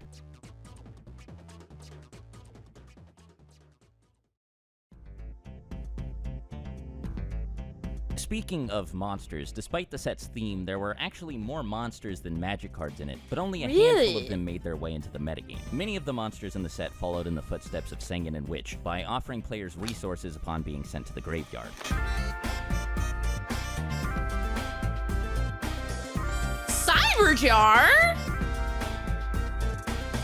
Mystic There were 6 different monsters that could all, upon being destroyed by battle, summon any monster of a specific attribute straight from the deck as long as the monster had 1500 or less attack. Theoretically, this was even better than what Sengen or Witch offered, since these effects summoned their targets instead of just adding them to the hand, but the many stipulations attached to the process kept most of these cards out of the competitive discourse. Mystic Tomato stood out from the rest, however, and almost immediately saw moderate success, since its ability to summon dark monsters made it a direct pipeline to many of the player's most powerful tools. Nimble Momonga and Giant Germ did something similar, but were at least initially not quite as popular. Unlike the elemental recruiters, these cards only let players summon extra copies of themselves instead of picking whatever card they wanted, but in exchange, the player was allowed to summon up to 2 monsters at once instead of just 1. Since Momonga summoned itself in defense position and also caused a bigger net swing in life points upon being destroyed, it was more popular than Giant Germ, but both were mostly ignored in favor of Mystic Tomato for quite some time. Momonga was certainly present in the metagame following Magic Ruler's release, but it wouldn't truly catch on until much later. I love Nimble Momonga. I played it automatically at this point, actually. Like, I caught on to it somewhat early. One thing people don't like is that you could draw 2. This is one of the first cards people start this guy. Well, you don't want to draw 2 of these. None of these monsters could compare to Cyberjar, though. Upon being flipped face up, it could wipe out an entire board and then give both players 5 cards split between their hand and field. Cyberjar is freaking crazy. I love the card, but it was really a double-edged sword. Like, giving your opponent 5 cards, giving yourself 5 cards, blowing up the entire field. Cyberjar to me is such a Yu-Gi-Oh card. Like, it is one of the most high variance, ridiculous effects I have ever seen in my life. Like, it's just like, there's no other way to put it. This card could not exist in any other card game. On October 1st, 2 weeks after the release of Magic Ruler, the Forbidden Unlimited list received another update, which limited Cyberjar, all of the hand control cards, Painful Choice, Snatch Steal, and a 7th card named Upstart Goblin that had yet to receive much attention. The player base wasn't given any time to adapt to these changes before the next major shift in the meta, however, as this ban list update happened on the same day as the release of the second tournament pack. Wait, a Morphing Jar? Such a good card. Morphing Jar was really the only good card in the pack, and like Mechanical Chaser before it, it was an ultra rare. Whether it was better than Mechanical Chaser or not in the short term is up for debate, but it was certainly very powerful. Even though it couldn't nuke the board or special summon monsters like Cyberjar could, using it was generally a lot less risky since Cyberjar often left the other player with a lot more to work with. At this point, it was actually the only card in the game that could simultaneously leave the other player with less cards than they started with, while leaving the person playing it with more cards than they started with. In terms of like swings of card advantage, Morphing Jar is definitely up there. I think one of the things I like the most about Morphing Jar was when it comes to the more psychological aspect of Yu-Gi-Oh! And bluffing, you could just set like, let's say a Man-Eater bug and just set like your whole hand of what's actually settable, and your opponent is gonna 90% of the time think you have Morphing Jar and play like you have Morphing Jar, and that way you can basically control what your opponent does. If you set everything now, it doesn't signal just like, I have the thing to negate Storm. Now it also can signal I have Morphing Jar. You know, other cards don't necessarily create a dynamic like that a lot of the time. A lot of cards, you know, they get played and they do what they're supposed to do. A card like Morphing Jar that does more than what it just says on the card, I think always just sets a very interesting precedent for how the game progresses later on. Like Mechanical Chaser, this card probably would have been a staple if it was more accessible, but because of how expensive it was just too difficult for the average player to get a hold of, for it to have even a somewhat widespread presence in the early metagame. I traded like almost this whole binder for a Morphing Jar back then. Wait, how much was Morphing Jar? How much was it? Was it like $200?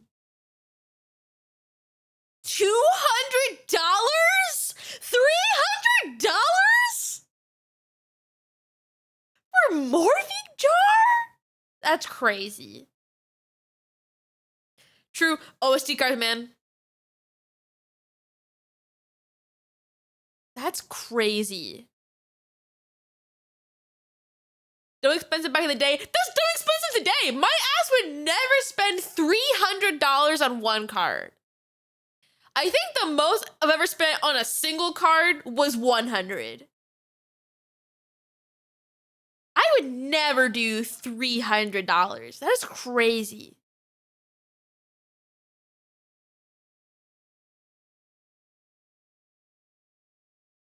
If he was hot though, no, I would not. No, I would not.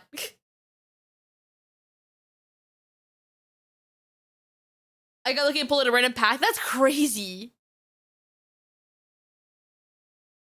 I can spend more if we did your mom labyrinth. No, you're not dating my mom. Leave her alone. Okay. I love the fact that we're not even 30, or we just hit around the 30-minute mark. We're 36 seconds in, or 36 minutes in. Oh, a 2-hour video. It's so over.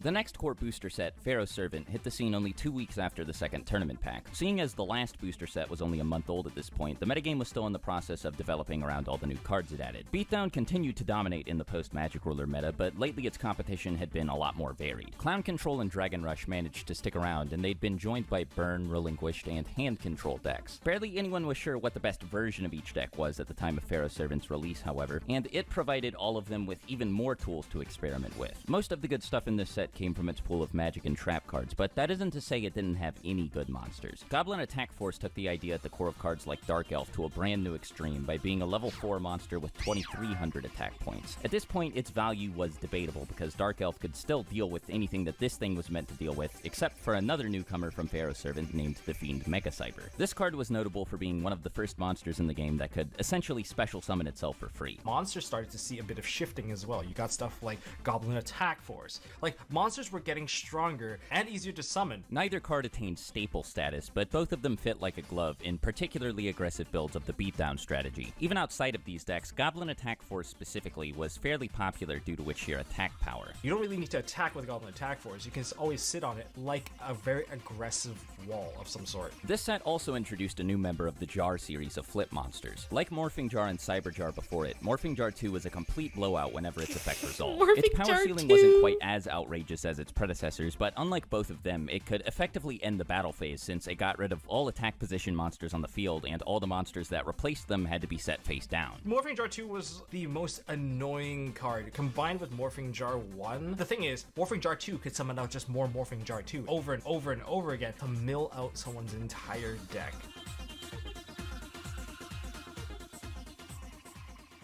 By this point, a lot of players had cut many of the low-level monsters that dominated the early game in favor of newer alternatives, but there still weren't any alternatives to the best of the original high-level monsters. This would change following the release of Pharaoh's Servant. I summon the mighty Yugioh! Jinzo almost immediately replaced Summon Skull as the best boss monster in the game. While its attack stat wasn't quite as high, this was hardly a problem thanks to its power. Jinzo might be hated. Get him out of here! Ew! Get him out of here! Get him out of here! Also, hi, Gage. Do you have any of these fancy, expensive cards, Gage? From this? That are like the $300 ones that are $300 for no reason?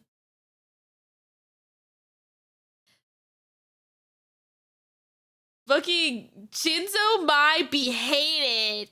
I hate him! I've only been against Jinzo once, but it was the worst.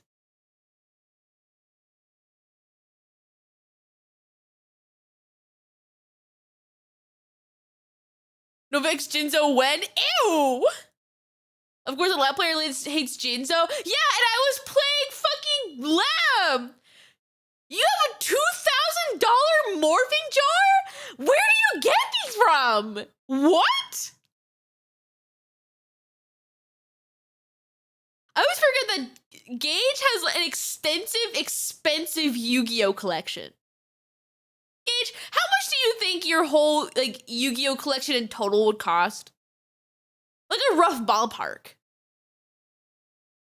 How much do you think it's worth? 30K? That's crazy. You can like sell that to like put a down payment on a house. That's crazy.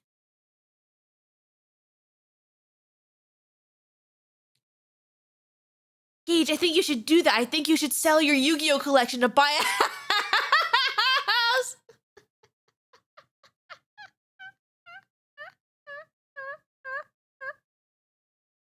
Can Jinzo be my Oshi? No, it's me! It's me! Get a second mortgage for more cardboard? No!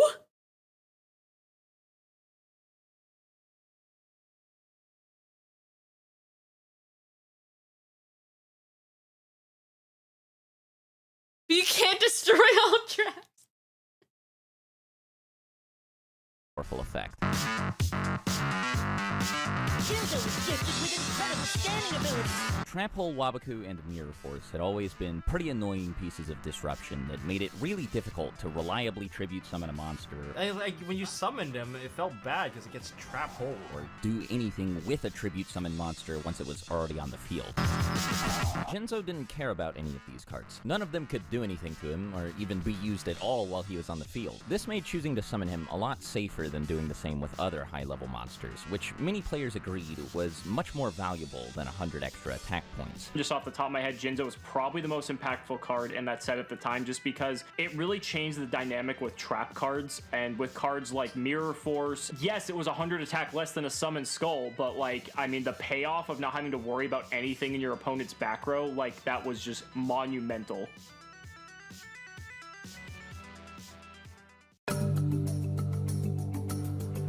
Imperial Order?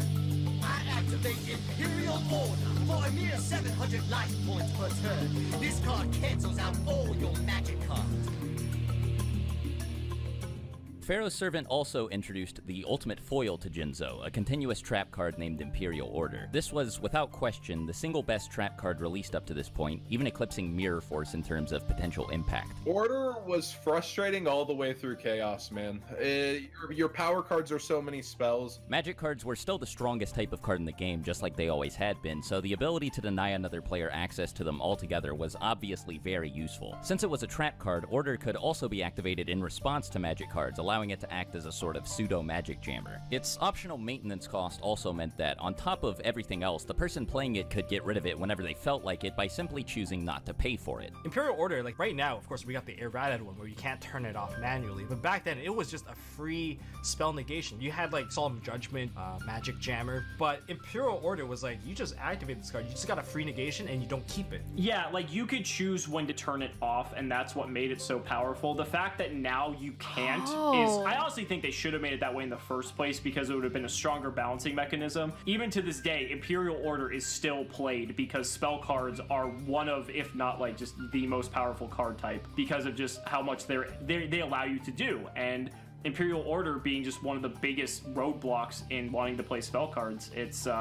it's legendary. Jinzo was one of the only ways to deal with this card, since Order negated most of the back row removal that existed at this point. As a matter of fact, perhaps as a direct response to Imperial Order, Pharaoh's Servant introduced players to Dust Tornado. This was essentially Mystical Space Typhoon in the form of a trap card, which under most circumstances... Wait, Dust Tornado's that old too? Dude. I feel like my worldview is changing. So many cards, I'm like, it's not that old, are that old.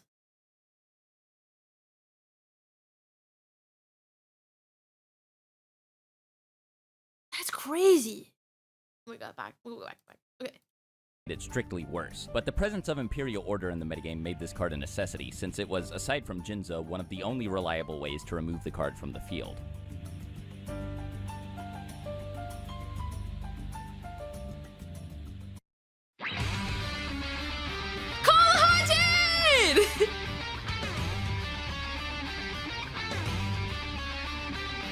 Wait, oh no, first I got the cross out.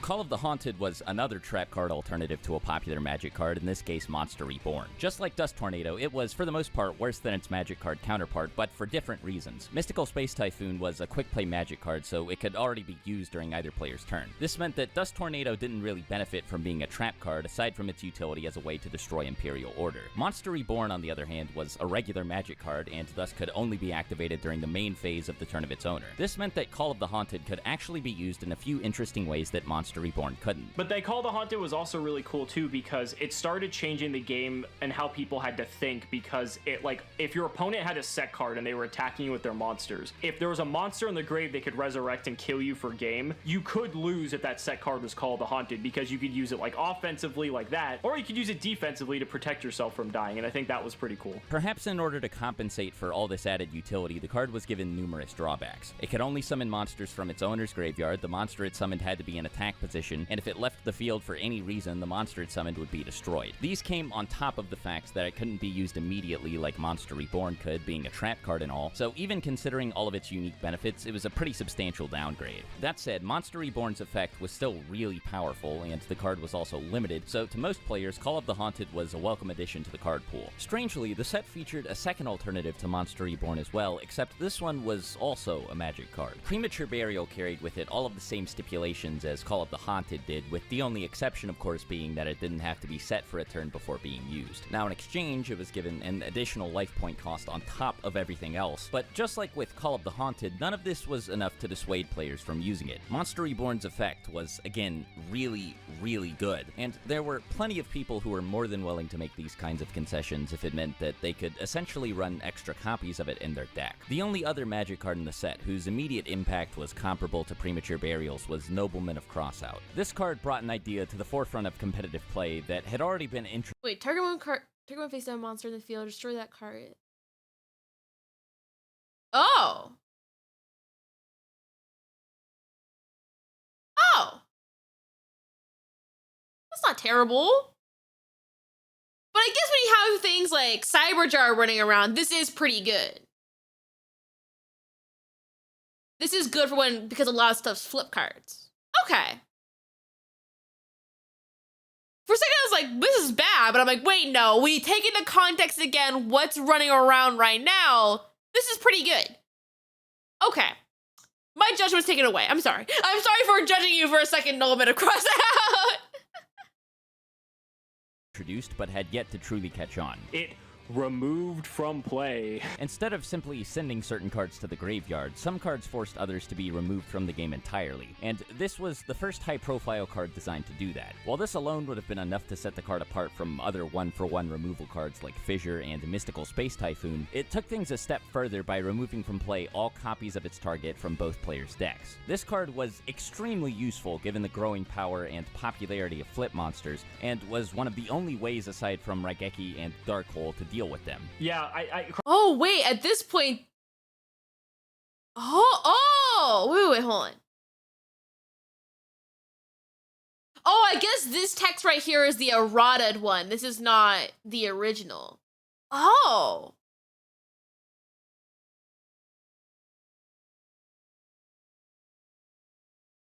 It abandons all cards.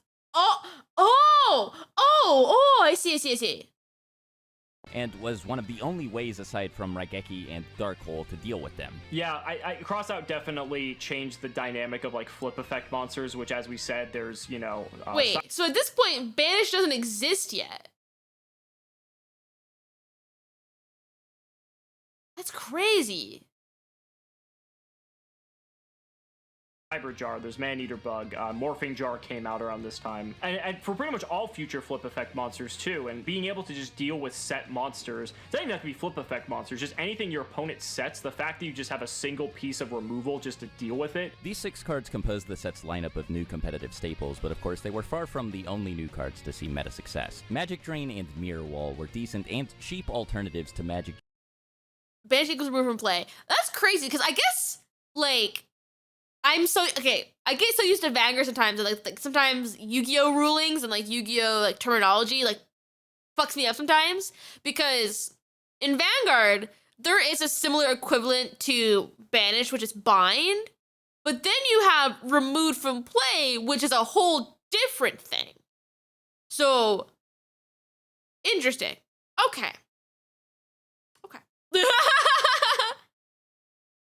Jammer and Mirror Force respectively. Magic Drain allowed players to ignore Magic Jammer's discard cost, and Mirror Wall had the benefit of not being on the limited list. Ceasefire was a borderline staple card that, while certainly popular, was almost exclusively played in the side deck. It made dealing with flip monsters a lot easier, and it also provided a power boost to burn decks. As a matter of fact, this set did quite a bit to power up both burn and hand control. Skull Invitation, Burning Land, Minor Goblin Official, Attack and Receive, and Type 0 Magic Crusher all had burn effects, and Gravity Bind, like Messenger of Peace, could be used to keep the player safe from potential attacks. These were by no means game-defining or even definitive for burn decks, but they all saw at least minor experimentation. Hand control, meanwhile, was given Time Seal and Light Force Sword, two cards that helped slowly but surely whittle down the resources in another player's hand. The set also featured limiter removal, which was most useful to players who already had two of the most expensive cards in the game, Jinzo and Mechanical Chaser. This card was one of the first enablers of a reliable one-turn kill, and was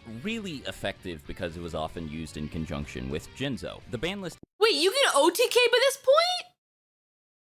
I thought it would have at least taken a few years to get to an OTK. I didn't think it'd be like, now. That's crazy. That's crazy. In December put many of these powerful cards in check, and even changed the placements of some previously released cards like Witch of the Black Forest. Surprisingly though, given how quickly Pharaoh's Servant had come out following Magic Ruler, the next major shift in the metagame wouldn't happen until March of the following year, when the game would take its furthest leap forward in power yet. On March 1st, Yu-Gi-Oh! Players saw the release of two new booster packs, Labyrinth of Nightmare and the much less impactful Tournament Pack 3. At first glance, Tournament Pack 3 may seem like a big deal, since Mechanical Chaser was reprinted in it as a far more accessible super rare, but it just so happened that Labyrinth of Nightmare made the card irrelevant with not just one, but two new monsters.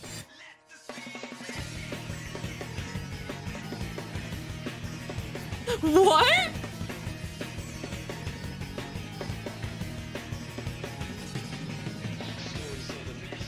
Gemini Elf was a strict upgrade in terms of attack points, and so it became the new face of powerful level 4 monsters. Gemini Elf, like, you know, we have Mechanical Chaser beat now, hooray! The other card, Bazoo the Soul Eater, was a bit more interesting. Bazoo's effect let a player remove up to 3 cards in their graveyard from play, and its attack would go up by 300 points for each. The card was supposed to specify monsters in its effect, but due to a translation error, any cards in the player's graveyard could be used. This made it very easy to crank Bazoo up to 2,500 attack points, and if the player was low on resources, it could still at the very least trade blows with a Gemini Elf. Interestingly enough, this set also included a hard counter to Bazoo, Kaiku the Ghost Destroyer. Kaiku wasn't as powerful as Gemini Elf or even Mechanical Chaser, but it was one of the first monsters in the game to have both a high stat value and a powerful effect. Gemini Elf was like Super Saiyan 2. Everyone can be Super Saiyan now, so all the 1800 beat sticks, they all can gain decent effects now. You got stuff like Kaiku, where it just prevents the graveyard from being manipulated. Kaiku is a very interesting card because this was like Lajin power creeped like to infinity, you know? Kaiku could not only get rid of resources from another player's graveyard, but it also had an effect that prevented the opponent from removing cards in the graveyard from play, which by extension could stop Bazoo from increasing its attack points in the first place. Speaking of Bazoo, Kaiku also benefited from a similar translation error. At first, they're mistranslated, and you can remove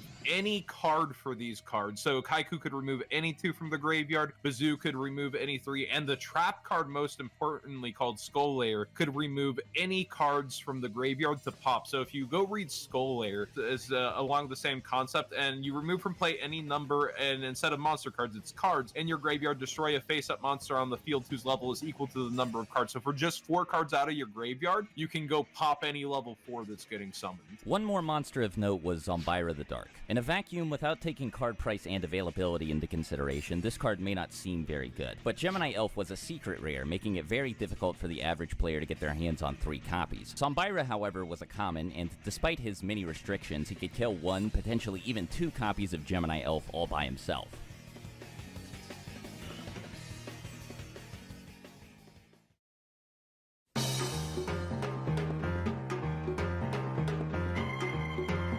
Tribute?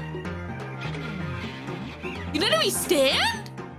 In addition to many high-attack monsters, this set included 2 extremely powerful equipped cards. Mage Power and United We Stand both boosted the attack and defense of the equipped monster relative to the number of cards the player controlled. They allowed monsters to easily reach some pretty absurd attack values, and they even brought about another offshoot of the basic beatdown strategy focused on Maha Vilo, a monster that had been released all the way back in Magic Ruler. Many decks that didn't play Maha still ran both of these new cards as well, but they weren't staples the same way any of the 3 new monsters were. Mage Power and United We Stand, like you said, it's like the first like genuinely good equip spells, just because of like, it seems silly that these cards used to be good, but like if you go like summon monster set 4 Mage Power, that monster has like 2,500 extra attacks, so just the power scale of how big a monster could get would just be absurd. Most of the new trap cards were either niche or subpar, but one was good enough to join the other staples like Imperial Order and Mirror Force. Torrential Tribute was like a combination of Trap Hole and Dark Hole, and because of its reactive nature, one could argue that it was even better than Dark Hole was. But Torrential is probably the most impactful card long-term from this set. Torrential Tribute, Everything gets destroyed. a board wipe that you could flip on your opponent's turn. It wasn't even, they didn't even have to attack. It could just be on summon. People are smart about it. They use their Sangans to toggle it themselves.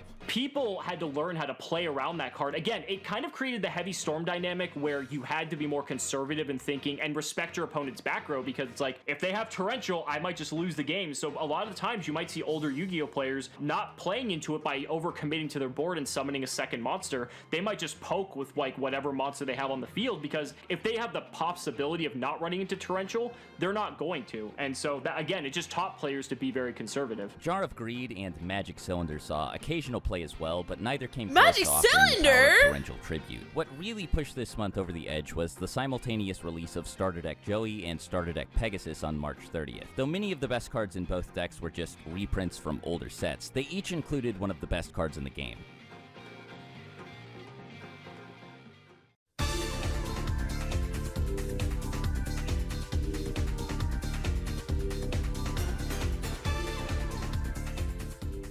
Scapegoat and Graceful Charity were both better than any of the Magic cards in Labyrinth of Nightmare. While there was some debate about whether Scapegoat belonged in the main deck or the side deck, and some people opted not to play it at all, it certainly had a noteworthy metagame presence, probably enough to warrant being called a staple. Even though the tokens it generated couldn't really be used for anything, at least not yet, this kind of defensive power was almost unprecedented. Unlike Swords of Revealing Light, this card didn't need to be activated preemptively and could be used to intercept incoming attacks, not to mention it also wasn't vulnerable to magic and trap card destruction. Now all that said, as you may expect, Graceful Charity was definitely the better card here. You would have been hard-pressed to find anyone who wasn't running it in their main deck, and it isn't very hard to see why. Graceful Charity, this should have been banned before it even was legal, but You draw 3 and you discard 2. It more or less did the same thing as Pot of Greed, and while it wasn't necessarily better, it also wasn't necessarily worse. It could be either or depending on the I don't know. Because I feel like Graceful Charity at least can filter, right? And if your deck wants things engraved, again, I don't even know what cards have any grave effects, but in the context of cards having grave effects, I think Graceful Charity's better. Draw 3's nuts, dude. It's crazy.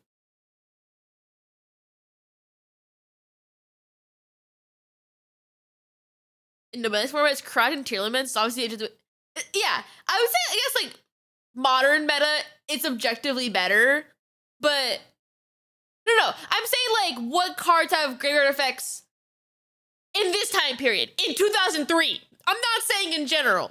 2003, I mean. I know there are lots of cards that can take advantage of sending things to grave now, but 2003, I mean.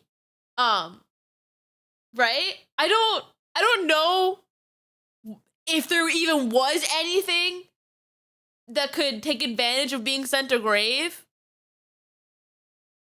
But once that does happen, this thing's fucking crazy. Drawing 3 and discarding 2 is nutso.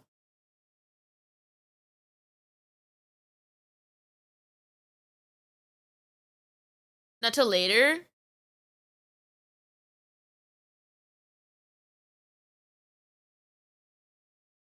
Pitch Jinzo, Reborn Jinzo. I mean, true. If you have access to Monster Reborn in hand.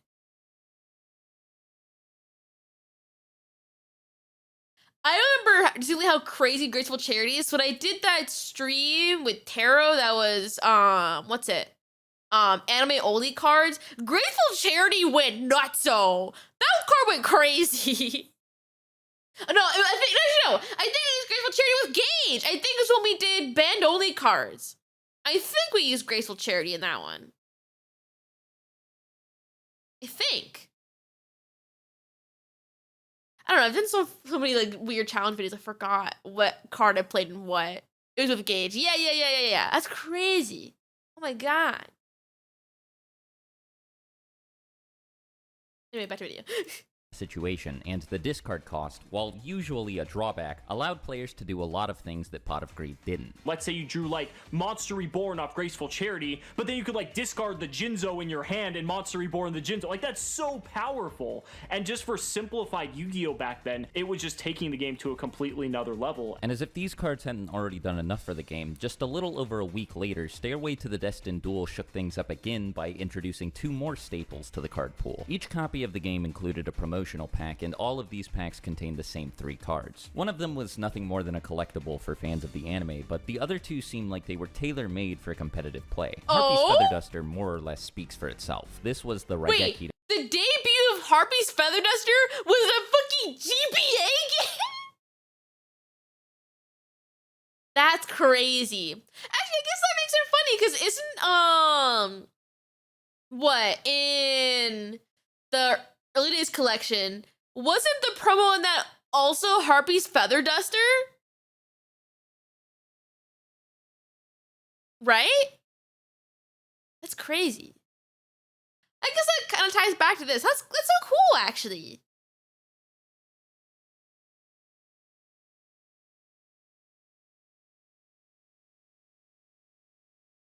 Anyway, back to video. A Heavy Storm's Dark Hole, and was just as popular as you would expect. Sinister Serpent, on the other hand, was powerful in a way that wasn't quite as obvious. At first glance, it doesn't really appear to do anything, but as it turns out, there were actually a lot of very easy and useful ways to take advantage of its effect. You essentially created infinite discard fodder for you. So, just as an example, if you did decide to play cards like, let's say, Magic Jammer, or just any good discard card, Graceful Charity would probably be a better example here. It's a card that you choose to play in your deck that you know technically doesn't do anything, but if you ever have it in tandem with these other cards that require you to discard, whether for cost or as part of the effect, you aren't losing any card advantage as a result of that. And the funny thing is, in a very simplified game state, you could effectively just keep setting Sinister Serpent over and over again, so you never technically lose a monster while you're drawing cards off the top of your deck each turn. So this card's banned, right? This can't be, right? That can't still exist, right? It got an errata? Ah, that makes more sense. I was gonna say, there's no way that, it still exists in this capacity, because that's nuts! What do you mean every turn it comes back to hand from grave? That's crazy. That's broken. It got an errata, it's terrible now. I've from what I've noticed, a lot of cards end up that way. Cause what? Didn't Dandelion also get an errata that makes it terrible?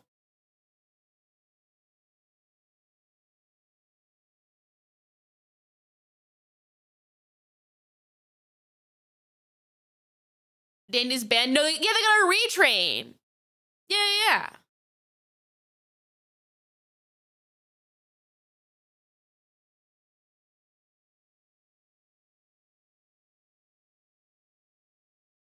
OG still banned. I see. Anyway, back to the video.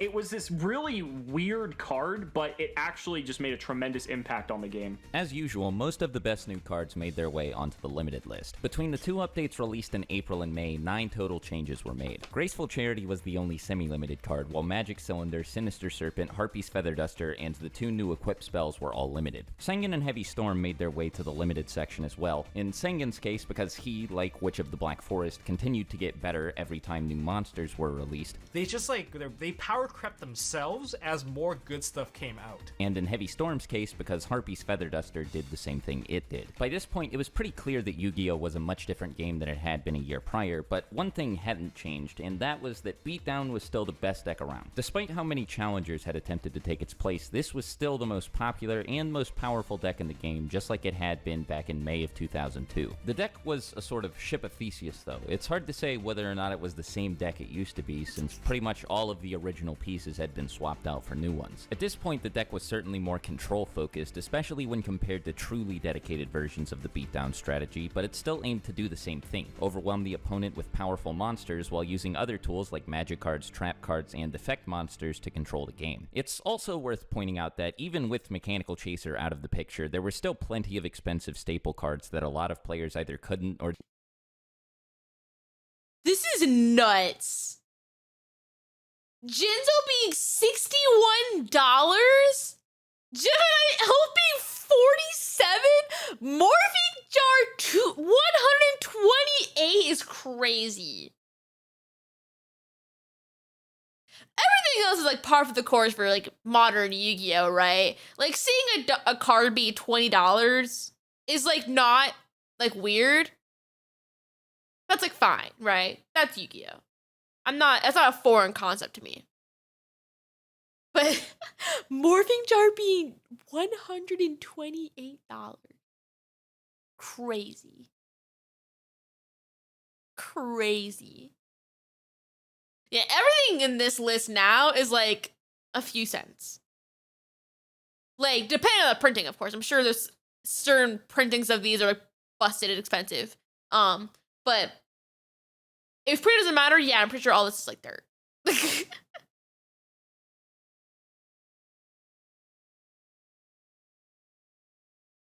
It's crazy. Or didn't feel like paying for. This obviously affected deck building, since it forced people to find alternatives to anything they didn't have, which allowed a lot of cards to continue seeing play that otherwise wouldn't have. Speaking purely in terms of optimization, though, there really was no reason to play most of the stuff that had defined the early game, and surprisingly, the same was soon to be true of the Beatdown deck itself. One of the deck's oldest rivals, Hand Control, was about to be powered up substantially by the release of Legacy of Darkness in June and Pharaonic Guardian in July. These two sets changed the game in plenty of ways, and one of the most notable ways they did is by giving Hand Control a bunch of new tools. I summon the spirit monster known as Yatagarasu! Yada? What? Legacy of Darkness had Yatagarasu and Drop-Off, and Pharaonic Guardian had Spirit Reaper and Donzalug. What was perhaps the most surprising about these four cards is just how good they actually wound up being. None of them were all too different from White Magical Hat after all, and if that card hadn't pushed Hand Control over the edge, well, it was hard to see why these would. Donzalug in particular was almost identical, but despite this, he was arguably the most important piece of support the deck received in either set. There were a handful of different reasons for this, but more than anything else, the card owed a lot of its success to Mystic Tomato, which had an extremely strong metagame presence at the time. Tomato had always been fairly popular following its debut in Magic Ruler, but now that Sengen and Witch were both limited, it was seeing an unprecedented level of representation. The fact that everybody could only play one Witch and one Sengen meant two things. First, that they showed up in the hand a lot less frequently, and second, that using one to search for the other was a much bigger commitment now that players had no extra copies to fall back on. Mystic Tomato did a lot to minimize both issues by providing consistent access to both monsters and letting players pick which one they wanted to summon based on what monsters they wanted to search for. Anyone who was already playing Mystic Tomato for this reason didn't have to go out of their way to include Donzalug in their deck, since he was also a dark monster with 1500 or less attack. This was one Do we get to GX area yet? No, we're still in Duel Monsters. Also, I find it very interesting how all the boxes right now have Yugi on them. They have anime characters. Because, like, modern Yu-Gi-Oh!, I don't think I've seen a single anime character on a main set box. It's crazy.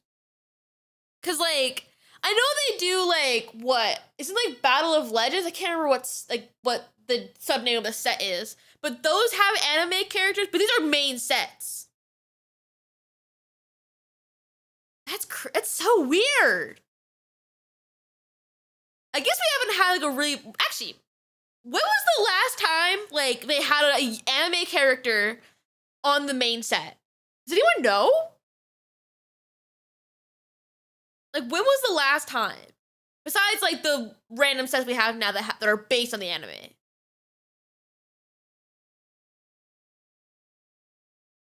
I think 5D is the last time we put in the box. Really?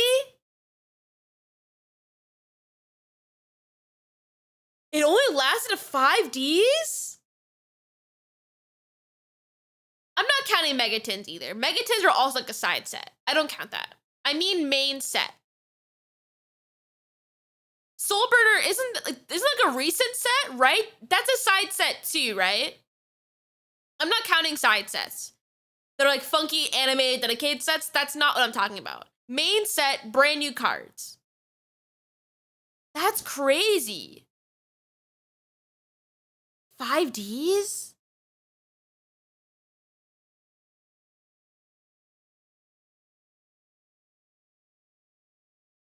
I think even GX is all monsters. Really?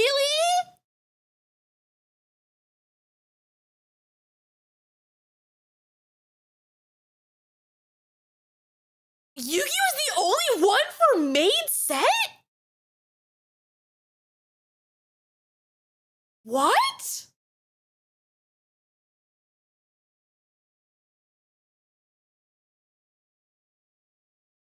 I think at this point we just gotta wait till we get to that point of the video. I guess we have to wait till we get to that point of the video. Because I think this should get us to... Actually... What? This should get us to the beginning of GX, I think? Right? Like, end of Duel Monsters, beginning of GX is 2005? I think? Only covers Duel Monsters era. I see. Okay. I guess I'll just Google then. I'll Google later. That's crazy. Okay. Advantage he had over White Magical Hat, the other being his higher attack point score. One of Hat's most glaring weaknesses was the fact that it could be killed by pretty much any non-flip monster in the game. While Donzalug was no powerhouse, Sengen and Witch couldn't kill it, and it could at least trade with an attack position Mystic Tomato. Together, these two things meant that he was safer and more convenient to summon and easier to keep alive than Magical Hat was, which of course also meant that resolving his effect was a lot easier too. All of these things also applied to Spirit Reaper. While this monster couldn't attack over really any meta-relevant monsters, it made up for this by itself being immune to battle destruction. This protection gave the card added utility outside of its role in hand control decks, particularly as a stalling tool, and ironically made it an effective shield against other monsters with discard effects like its own. Spirit Reaper was also another one that became a very popular card. Donzalug was really good. Donzalug was broken. Even when they weren't actually able to resolve their effects, both monsters, Donzalug in particular, were capable of applying a lot of pressure by simply being on the field. It wasn't uncommon for players to use cards like Raigeki and Mirror Force just to kill one, or to search for Gemini Elf with Witch for the same reason. Conversely, they also made a person's power cards more valuable, not just because they could be used to get rid of either monster, but also because it was easy for both Donzalug and Spirit Reaper to take advantage of big swings in momentum. Following up a Raigeki or Dark Hole activation with an attack from one of these two was an often devastating 1-2 punch that was very difficult to recover from, and there were plenty of other cards floating around the meta landscape that could generate similar openings for them. A lot of this also applied to Yatagarasu, and that's to say that Yata was good for many of the same reasons that these cards were, but it was Yata different time. in a few ways that were, while subtle, still very important. One of the most unique things about this card was that it didn't have a discard effect, but instead forced whoever it dealt damage to skip their next draw phase. Now, at a glance, this may seem almost identical to the effect of a card like White Magical Hat, since both have the same activation conditions and both leave the opponent with one less card in their hand. The difference becomes apparent when asking the following question: what happens when these monsters attack somebody who doesn't have any cards in their hand?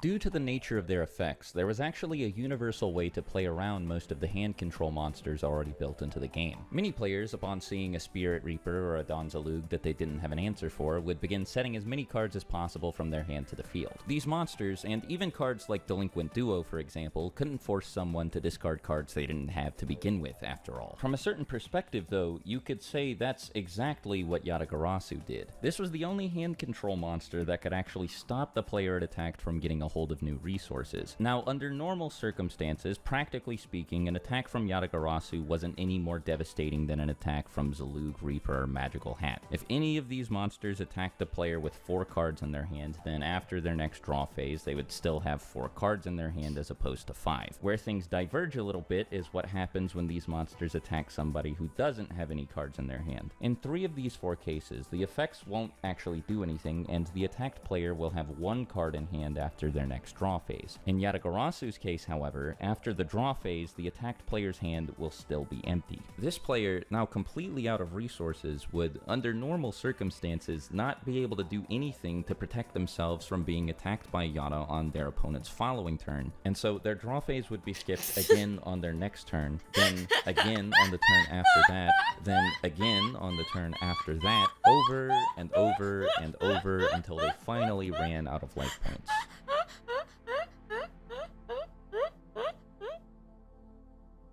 Actually, wait. Question. Because Delinquent Duo still exists, right? Isn't Delinquent Duo... It's at 2, right? At this point? Could you, in theory, like... Delinquent Duo your opponent so that their hand basically is empty or close to empty? Oh, is that 1? Okay. No. I don't mean like right now. I mean, no. I meant like at this point in Yu-Gi-Oh. Not right now. No. I mean at this point in Yu-Gi-Oh, in like 2003. It's at 1. I see.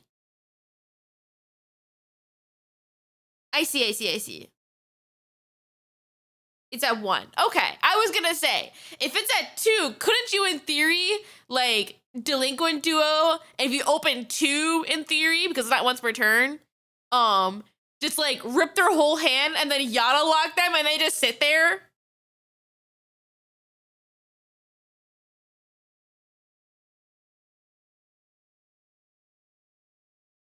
That's crazy.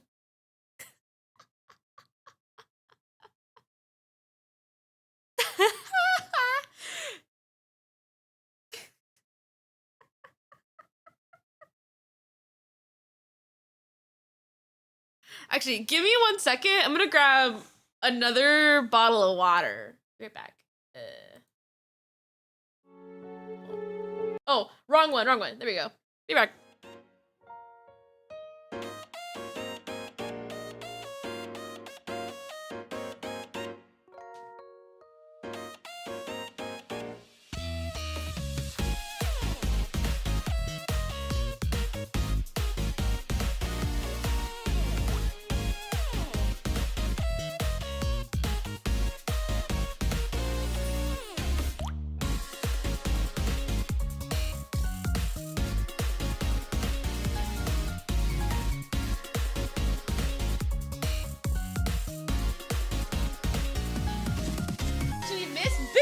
Here, stop crying. Look at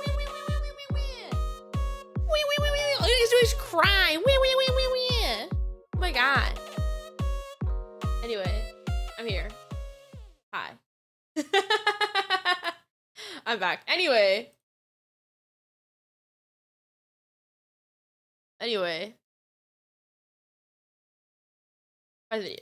These 3 monsters weren't the only powerful newcomers. Both sets offered players quite a few powerful monsters to experiment with, and many of them helped beat down just as much as some others helped hand control. Legacy of Darkness in particular featured plenty of new tools for beatdown to use, including 2 new level 4 monsters that both had 1900 attack points. Both monsters had unique stipulations attached to them, so they weren't quite as practical to use as Gemini Elf, but they were a lot easier to get a hold of. Accessibility aside, Spear Dragon's effect actually made it fairly powerful. popular. It was one of the first meta-relevant monsters with a piercing effect, which basically meant that whenever it attacked a defense position monster, it would still inflict battle damage to the person who controlled it. This was a pretty big deal, since its presence in the game made setting low defense monsters like Magician of Faith fairly risky when a player was low on life points. This added a brand new layer of depth to the game and changed the way a lot of players approached its later stages. Now, despite how good it was, Spear Dragon did have one fatal flaw, that being its Goblin Attack Force-esque drawback, which left it helpless for an entire turn after it declared an attack. Fortunately, unlike Goblin Attack Force, it didn't have to stay in defense position for 2 turns, but that being said, it did still have 0 defense points, so it was really easy to get rid of. While it was in defense position, it was ironically actually a perfect attack target for other copies of Spear Dragon, so doing anything with this card when low on life points was pretty risky. There was also another monster with a piercing effect in this set, the level 5 Air Knight Parshath. This card was interesting because it had to be tribute summoned despite the fact that its attack point score was the same as Spear Dragon's. It didn't have all the other drawbacks, but tribute summoning was a pretty big investment, especially without the trap protection offered by a card like Jinzo. That said, Parshath was similar to Jinzo in the sense that it made up for its relatively low attack power with the strength of its effect. Anytime someone used it to deal damage to their opponent, they got to draw a free card. It was like a sort of reverse White Magical Hat or Dawn's Alug, except because Parshath dealt piercing damage and had a much higher attack stat, its effect was significantly easier to trigger. Given the current meta landscape and the growing power of hand control, an effect like this was extremely valuable, and ironically, at a time when cards being discarded from the hand was more common than ever, the fact that Parshath needed to be tribute summoned wasn't as relevant as it otherwise would have been. On that note, there was actually another fairly meta-relevant one tribute monster in Legacy of Darkness, and it couldn't be special summoned from the graveyard like Jinzo and Parshath could. Dark Ruler Hades was a level 6 Fiend monster that actually had both of them beaten in terms of attack power, and while it was sometimes a bit less convenient to summon than they were, when it did hit the field, it had the potential to be just as I just realized! Is that like Dark Ruler No More's hand?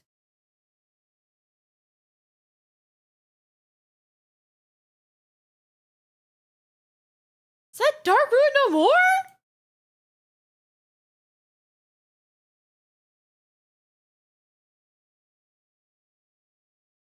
He's also skill drained too?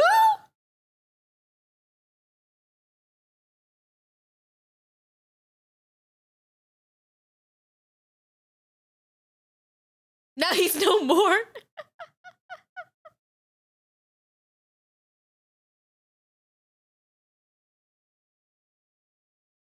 That's crazy.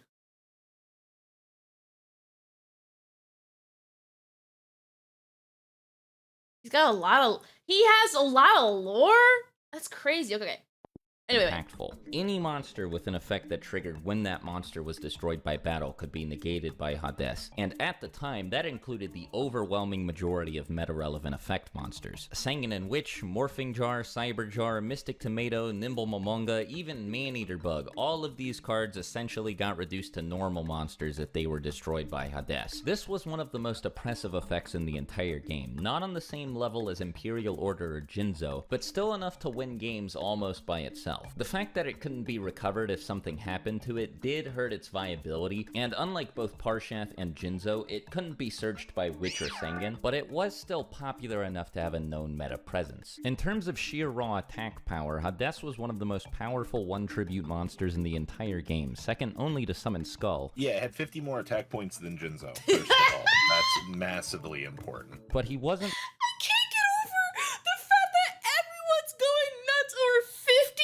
Attack point. That's so funny. It's silly to think about because now in like modern Yu-Gi-Oh, 50 more attack points means nothing. That's like whatever. But everyone's going nuts over, well, this guy is 50 more. That means he's significantly better. That's so funny. The most powerful monster introduced in Legacy of Darkness. There was another newcomer in this set, even more powerful than Blue Eyes White Dragon, but unlike expectations would suggest, it didn't need 2 tributes to be summoned, and actually didn't need to be tribute summoned at all.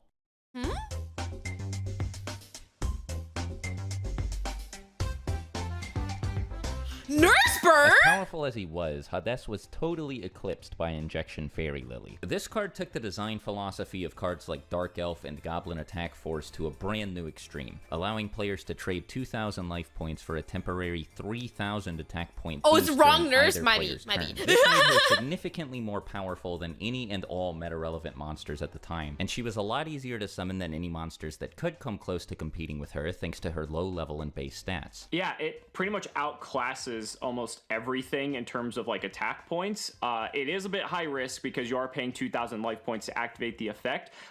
Fairy Lily, I also believe, was limited a bit later on as well, so that just goes to show the power that that card has, because while I would say Exiled Force is better because it has to kill the monster in battle, right? So if, you know, it had some immunity to being destroyed by battle, or just had some other threat, like let's say it was like a flip effect monster or something like that, Injection Fairy Lily is like a little bit weaker in that regard. But like, let's say you had outed Jinzo, let's say there's so many different cards that are just like big, and sometimes you just need something bigger to get over it. Injection Fairy Lily was that go-to card for that. Aside from the obviously steep life point cost needed to attack and defend with her, this card's only real weakness was the fact that she was Earth attribute, which meant that Mystic Tomato couldn't summon her from the deck. She could be summoned by Giant Rat, but this required the person playing her to actually play Giant Rat in their deck. Many people opted not to, since she was already searchable by both Witch and Sengen, and the monsters that Giant Rat could summon from the deck aside from her usually weren't worth the deck space they took up. They weren't all terrible though. Included in this pool of monsters was Nimble Momonga, as well as another newcomer from Legacy of Darkness named Exiled Force. This card could tribute itself to destroy any monster on the field, so in essence it was like a walking version of cards like Fissure and Tribute to the Doomed. It was pretty similar to Injection Fairy Lily in the sense that it was a fairly low commitment way to remove monsters from the board when other monsters couldn't do the job. Since they were both searchable by Sengen and Witch, getting a hold of them was also quite a bit easier than getting a hold of magic cards with removal effects like Raigeki, Dark Hole, and Fissure. Jinzo and Imperial Order could also shut down cards like these and other forms of removal like Torrential Tribute and Mirror Force, so there were a lot of in-game situations that only these two could deal with. Of the two, Exiled Force was particularly reliable because it didn't have to attack to remove monsters from the field, so cards like Mirror Force and even Magic Cylinder couldn't stop it. Really, the only way to prevent an effect like this from going through was with a card like Solemn Judgment, which, while more popular now than it was when it released, was still far from seeing widespread competitive play. As for other utility monsters introduced in both sets, there were a handful, but they all saw varying levels of success. Twin-Headed Behemoth could revive itself at the end of the turn it was destroyed. Sasuke Samurai could destroy any defense position monster regardless of how many defense points that monster had and without flipping that monster face up if it was set face down. Lesser Fiend would remove monsters from the game entirely when it destroyed them by battle instead of just sending them to the graveyard. And Guardian Sphinx, well, this card was like a one-sided cyber jar that only got rid of the other player's monsters, and instead of destroying them, return them to the hand. Unlike Oh my god! I remember Guardian Sphinx. It's not from like anything of being, oh, I played this back then. It's more like I did a video or stream where it was like ChatGPT builds my deck list, make my deck list, and I asked for a Labyrinth deck. And it gave me some jank, obviously not like Labyrinth, like the archetype. So, but it put Guardian Sphinx in there, and I think it was someone was playing Chaos Max, and they scooped because I kept doing shit like this.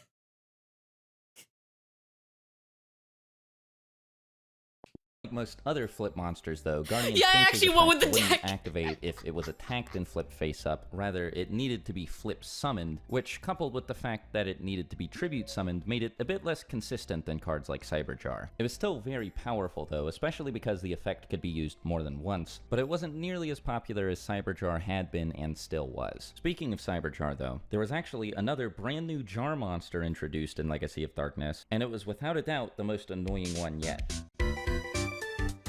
Fiber jar. Fiber jar. What? If we're talking about poorly designed cards, that was a big card. You got the reset button. Definitely one of the biggest nightmares ever. Let's just be thankful that Noblemen of Crossout existed, and Exiled Force by extension. Like the other jar monsters, Fiber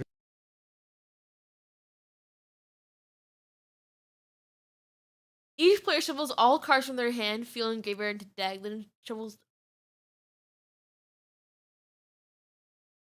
Oh my god! Also, question. Also, first off, thank you for the raid. Welcome, Raiders. Hi, I'm Nova Pick Card Games. Thank you for the raid. Anyway, back to what I was saying. Maybe I just have never seen it, but is there like a spell or something like that that like flips, like if you set it, can you like flip it again on your turn to trigger it? Is that a thing that can happen?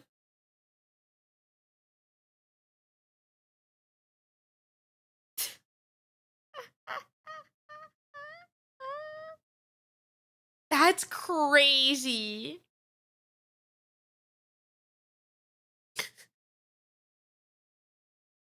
You would do it with Morphing Jar? I see. Book of Ties, also the Book of Moon. I see. Oh.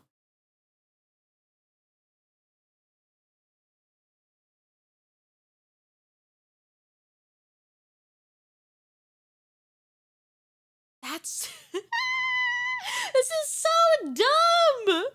Jar's flip effect was explosive. It could, and often would, completely change the tempo and flow of a game if it resolved. Everything in the game that wasn't removed from play got shuffled into the deck by this thing. Cards in the hand, cards on the field, and cards in either graveyard. At a time when resource management, more specifically controlling the number of cards in both players' hands, was more prominent than ever, an effect like this was particularly annoying because it allowed players who either were losing or had essentially already lost the game to imagine you got drolled in fiber jarred.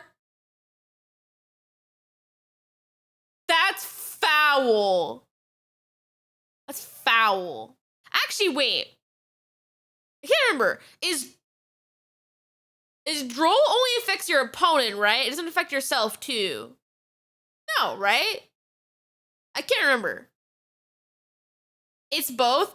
Okay, then droll would actually kind of suck.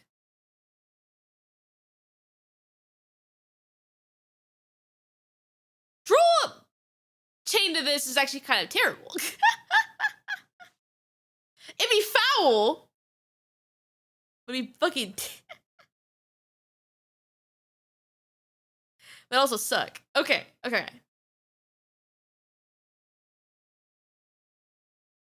completely equalize the playing field with just one card. You're basically playing game 2. Of course, Fiberjar also shuffled itself back into the deck with this effect, meaning that it could be used again in the same game and then again after that. When you read it, it's like, oh, this is kind of cool. It like restarts the game, and then you realize that that means the game could essentially go on like to infinity, and it kind of just creates all these like weird situations, and I'm just happy that card's on the ban list.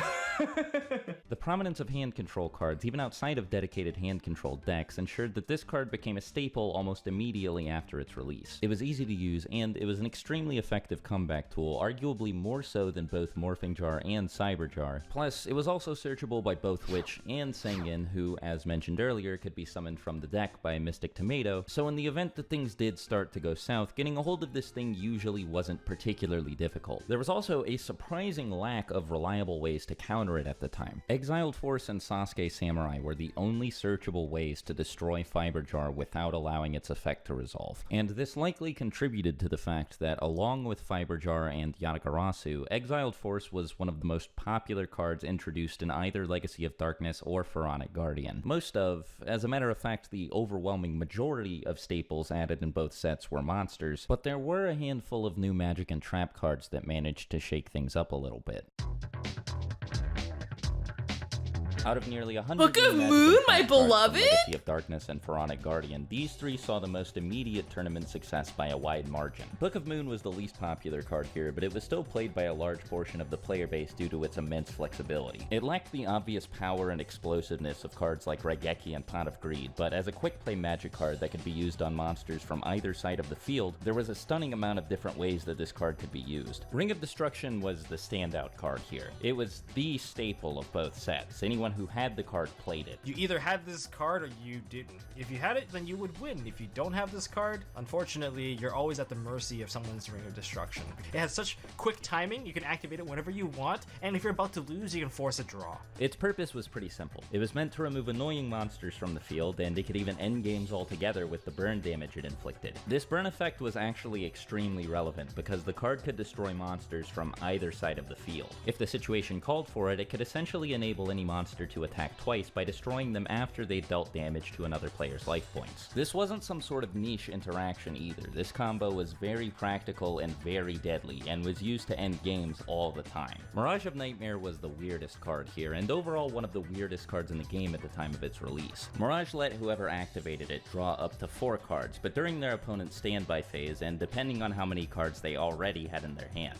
There was a catch though, and it was that during their own standby phase, anyone who drew cards this way had to randomly discard the same number of cards. Unlike with Graceful Charity, it was pretty difficult to benefit from this discard effect because the player using it had no influence over what cards were being sent to the graveyard. Sending those resources to the graveyard, your only payout for them is to revive them through Monster Reborn, Premature, or Call the Haunted. So the interesting thing to know with that is, once those resources are gone at this point, there's no payoff to getting rid of them. While getting rid of a Jinzo or a Sinister Serpent was nice, it was generally better to This doesn't exist anymore, right? This doesn't exist anymore, right? Like, this can't exist. It's banned? Okay, thank God. It's crazy seeing how many of these, like, early cards where they're like, oh, it's kind of okay. I'm like, no, this is broken. This is crazy. What do you mean?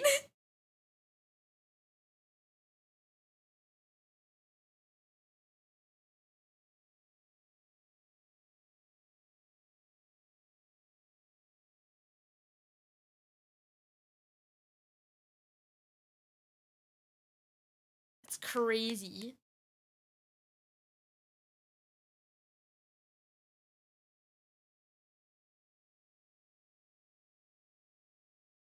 Handtraps broke it?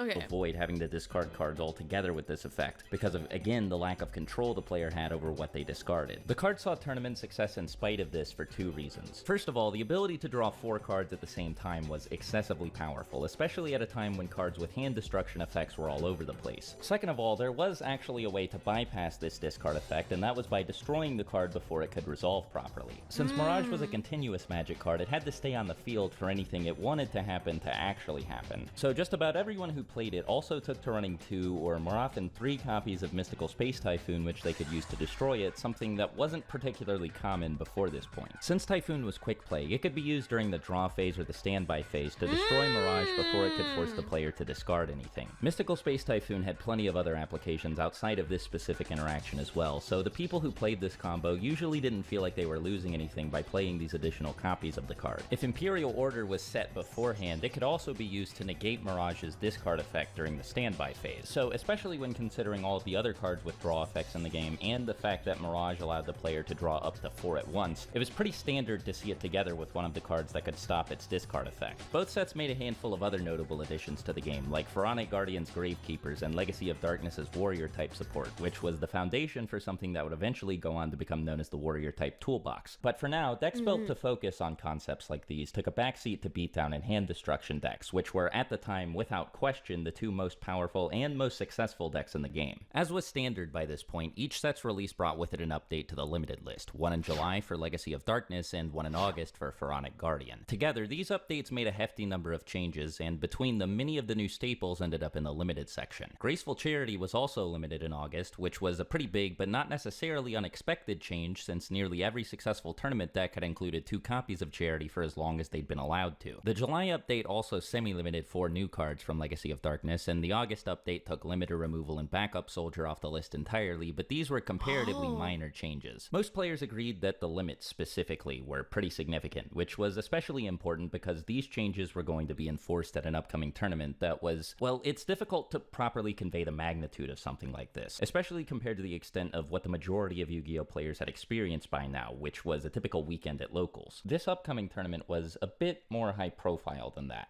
Ladies and gentlemen, Upper Deck Entertainment and Konami Corporation welcome you to Madison Square Garden for the Yu-Gi-Oh! World Championship 2003.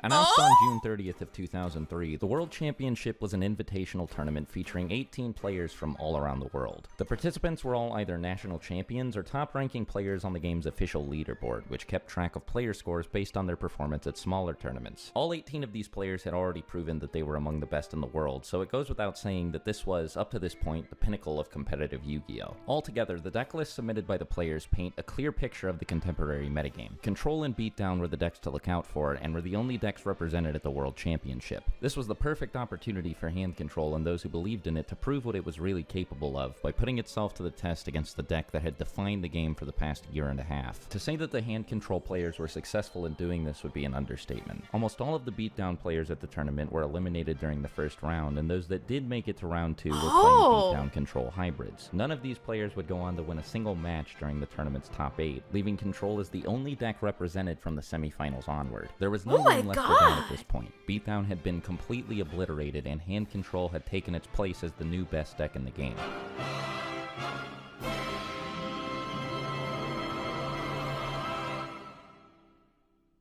Two of the top 4 players had built notably aggressive versions of the Hand Control deck. Yuin Lung from Hong Kong played 2 copies of Don Zalug and 3 copies of Drop Off, while Mike Rosenberg from the United States played 3 copies of Spirit Reaper and 2 copies of Drop Off. Both of these players were paired against each other during the semifinals, and in a written report of the event submitted to Pojo.com, Rosenberg explains that Lung was able to secure a clean 2-0 victory. If I recall, it was pretty lopsided. I don't...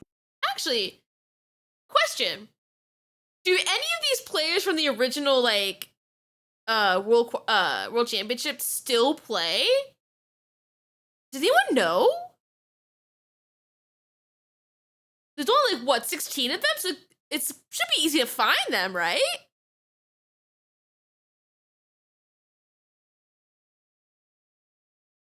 Not many. Really? That's so sad! No!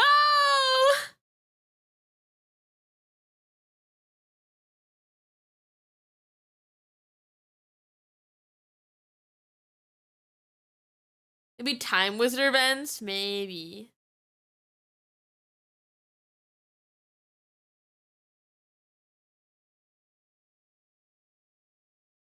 Allows switch to other games in that time? Yeah, because there's times where Yu-Gi-Oh! Almost died, right?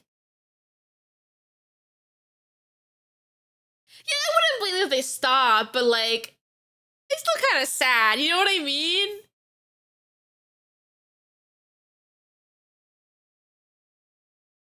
Maybe one of them runs a Chili's.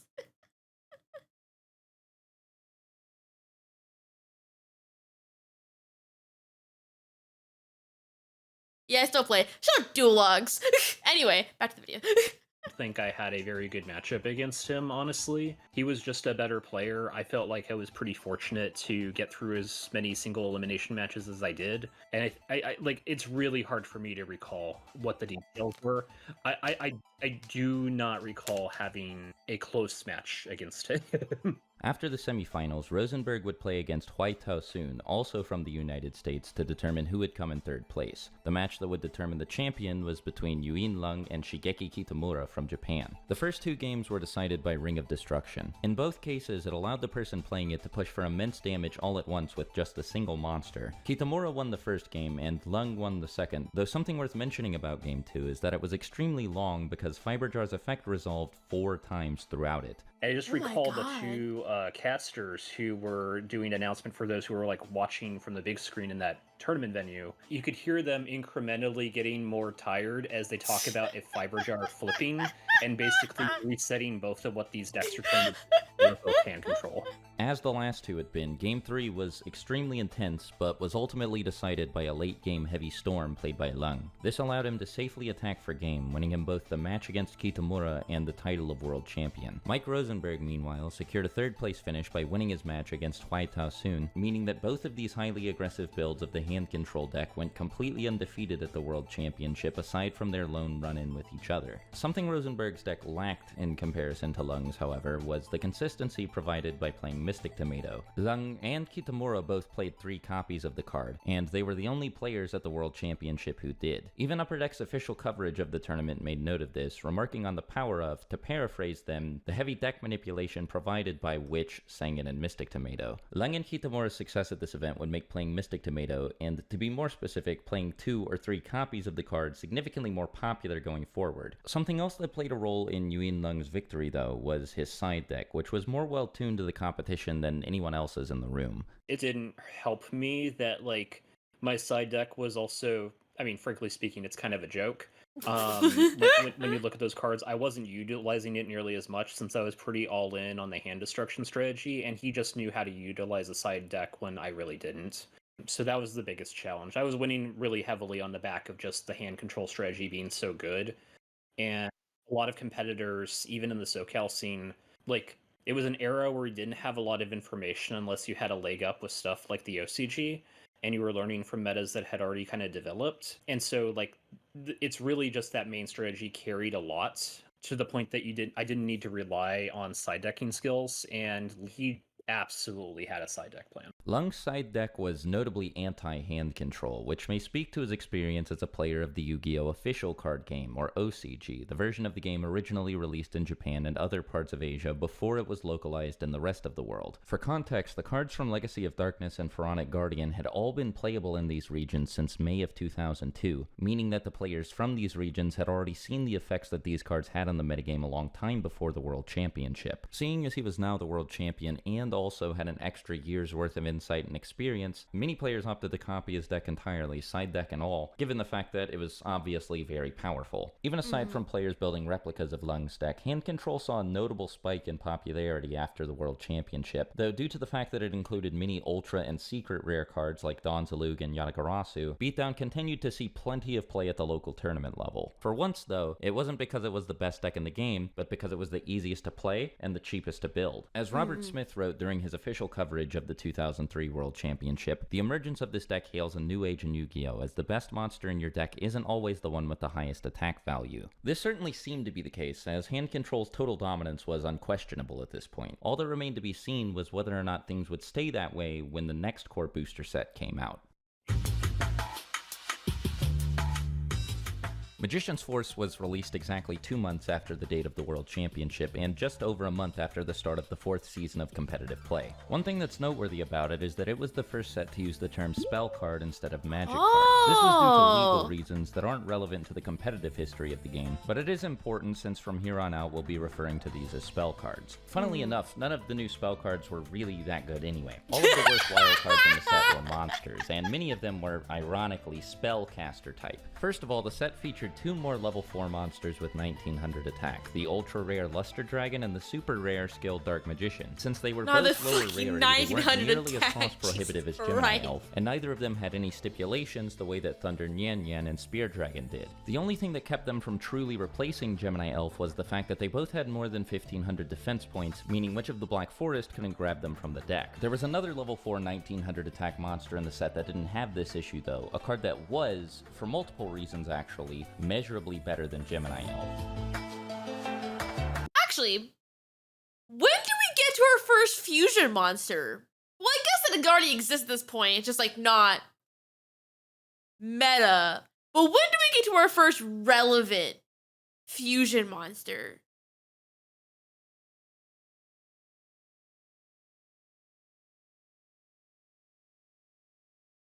I know they already existed, but like, when's the first relevant one?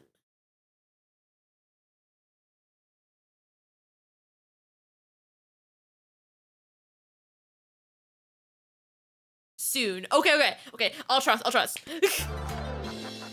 Because in Magician's Force, there's actually a lot of cards in here that were really, really good. This is when like 1900 became the standard. I guess everyone can go Super Saiyan 2 now. Breaker the Magical Warrior was, like Kaiku, a monster with both a high attack stat and a powerful effect. Unlike Kaiku, however, he can actually go head-to-head with the most powerful level 4 monsters in the game. While Breaker technically only had 1600 attack points, whenever he was normal summoned, he received a spell counter that gave him an extra 300. The power slowly kind of climbed up, and see, Breaker the Magical Warrior was basically a 1900 basic with a decent effect. A player who controlled Breaker could trade this spell counter for the ability to destroy any spell or trap card on the field, regardless of whether it was face up or not. Breaker found homes in almost everything. All right, so we're gonna start with my favorite card of all time, Breaker the Magical Warrior. So why this card was so powerful was because Breaker was essentially a mystical space typhoon on a body, and what's even better is that if you didn't need the mystical space typhoon effect of Breaker, he was probably the strongest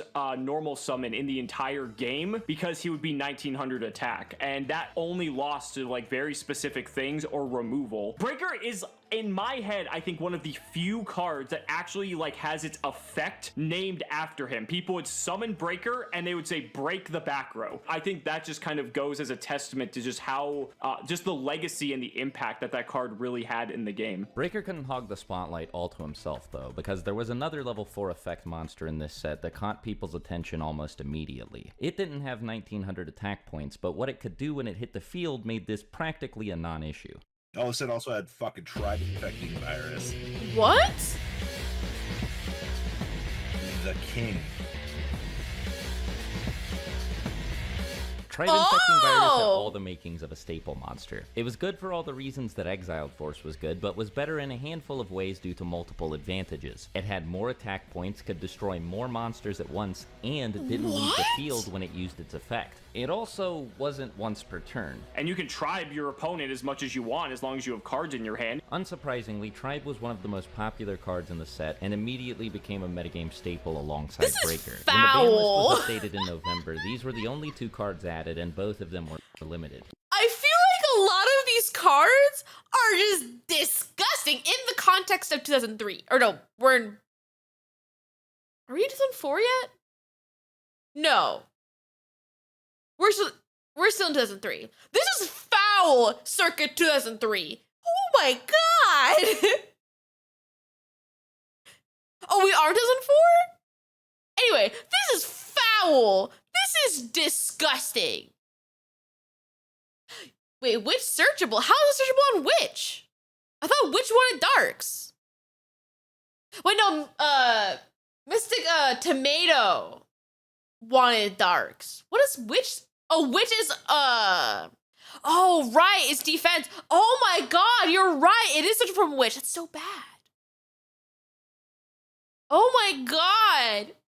That's so bad. Oh my god. That's disgusting. Wait, that means Breaker's all, oh no, Breaker wants to be normal summon, so it's not really worth searching off which. That's foul. Because which special summons, right? That's foul. Oh, searches to hand. Oh, yeah, that means Witch can search Breaker too. Oh, that's foul. Oh my god. That means Witch gets even better. Tomato specials. I see.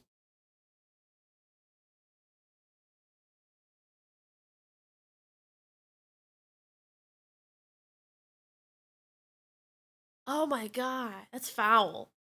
Curiously though, this update to the limited list didn't even acknowledge another new card from Magician's Force, the card that was arguably the most powerful card in the set and definitely the most problematic. A level 1 spellcaster monster named Magical Scientist. Magical Scientist is like a nightmare fuel for me. I think this is like the first mistake. What? In the game. This card allowed players to special summon any level 6 or lower fusion monster in the game by simply paying 1,000 life points. At first glance, its effect may not. This is disgusting! Oh my god!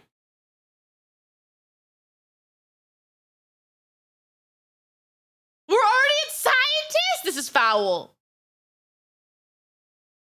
Oh, this is gross. Wait.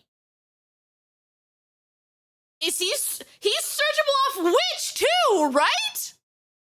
Oh no. Oh no. And tomato. Oh, is it dark? Oh no. This is gross. This is disgusting.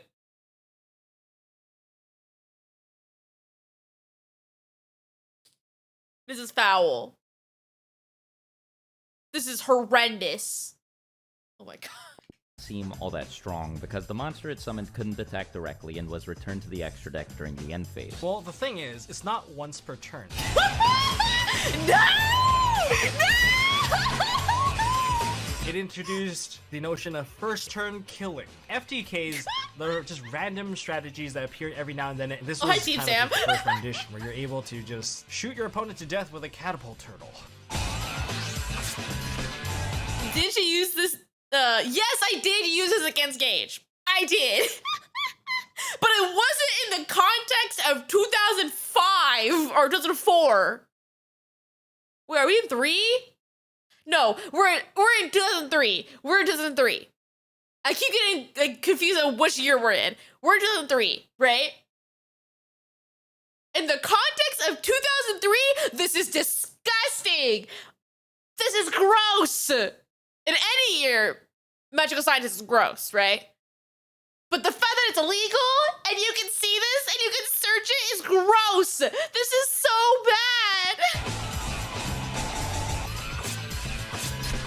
It's like, so what happened? Oh, you lose. As long as someone could manage to get both Magical Scientist and Catapult Turtle on the field at the same time, it was impossible to stop them from pulling off a combo that would kill their opponent on their first turn. Doing this might sound a bit more difficult than it actually was, because Catapult Turtle is a level 5 monster with no built-in special summoning condition. But cards like Reasoning, Last Will, Monster Reborn, and Gillosaurus could all be used to make sure that one way or another, these two ended up on the field together. It was Gross. too easy to do. Anytime an FTK is introduced into the game, it's simply just not fun. They're playing solitaire.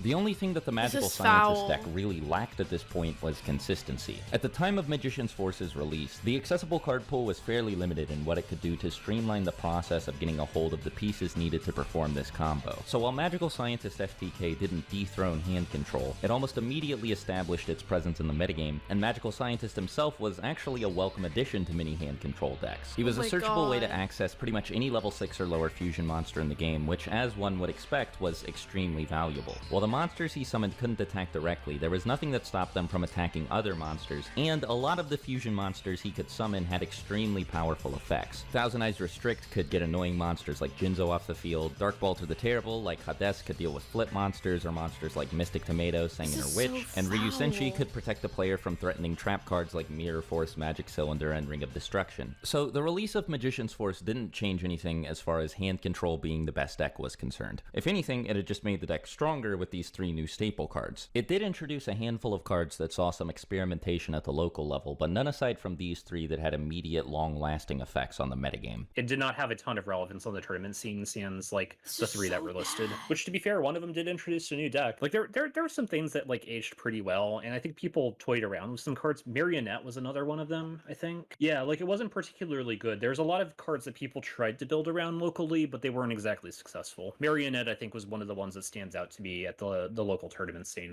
just because it could get very large, and it did have some card advantage built into it. There was still one more booster set scheduled to be released before the end of 2003 at this point, but just like with Magician's Force, it would only debut a small number of cards that immediately impacted competitive play. Didn't have an impact immediately.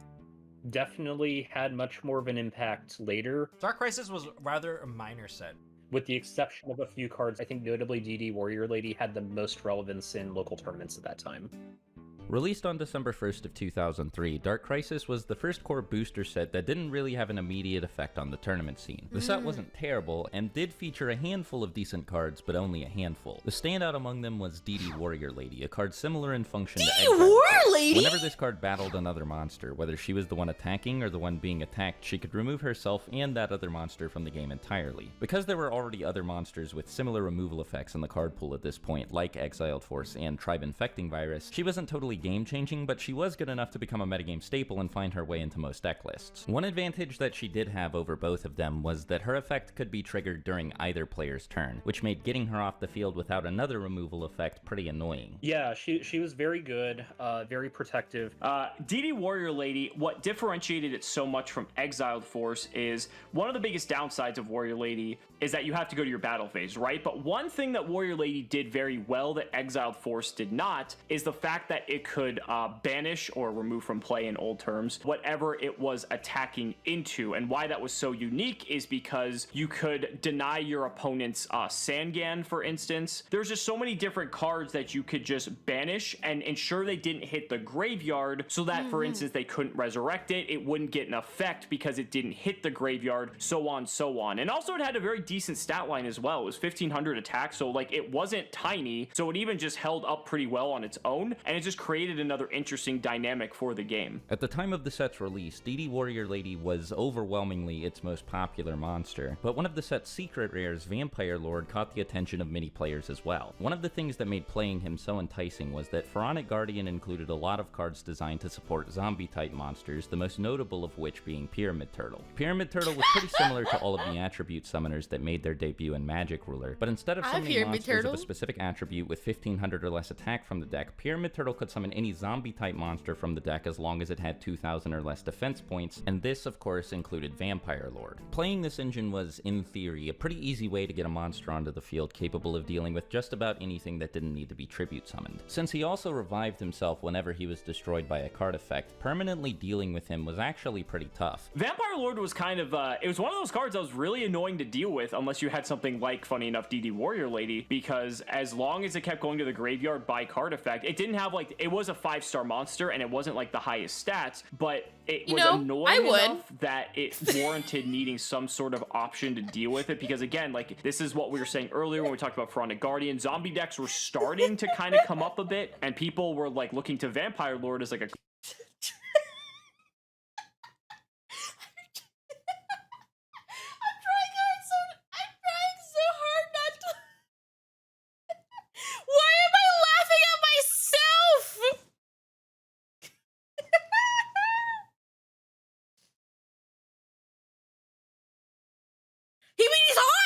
Am I wrong?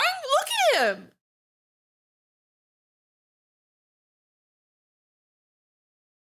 Yeah, he's a Bashonen vampire man. He's hot. What do you want from me? Would you Zinzo? No! Ew! He's hot. I would. Chat, are you saying you would not? Are you saying you would not? I would. Yeah, he's got the vampire charisma. Sheesh.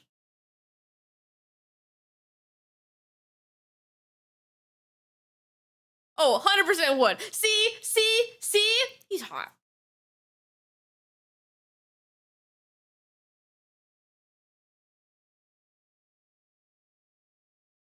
Anyway.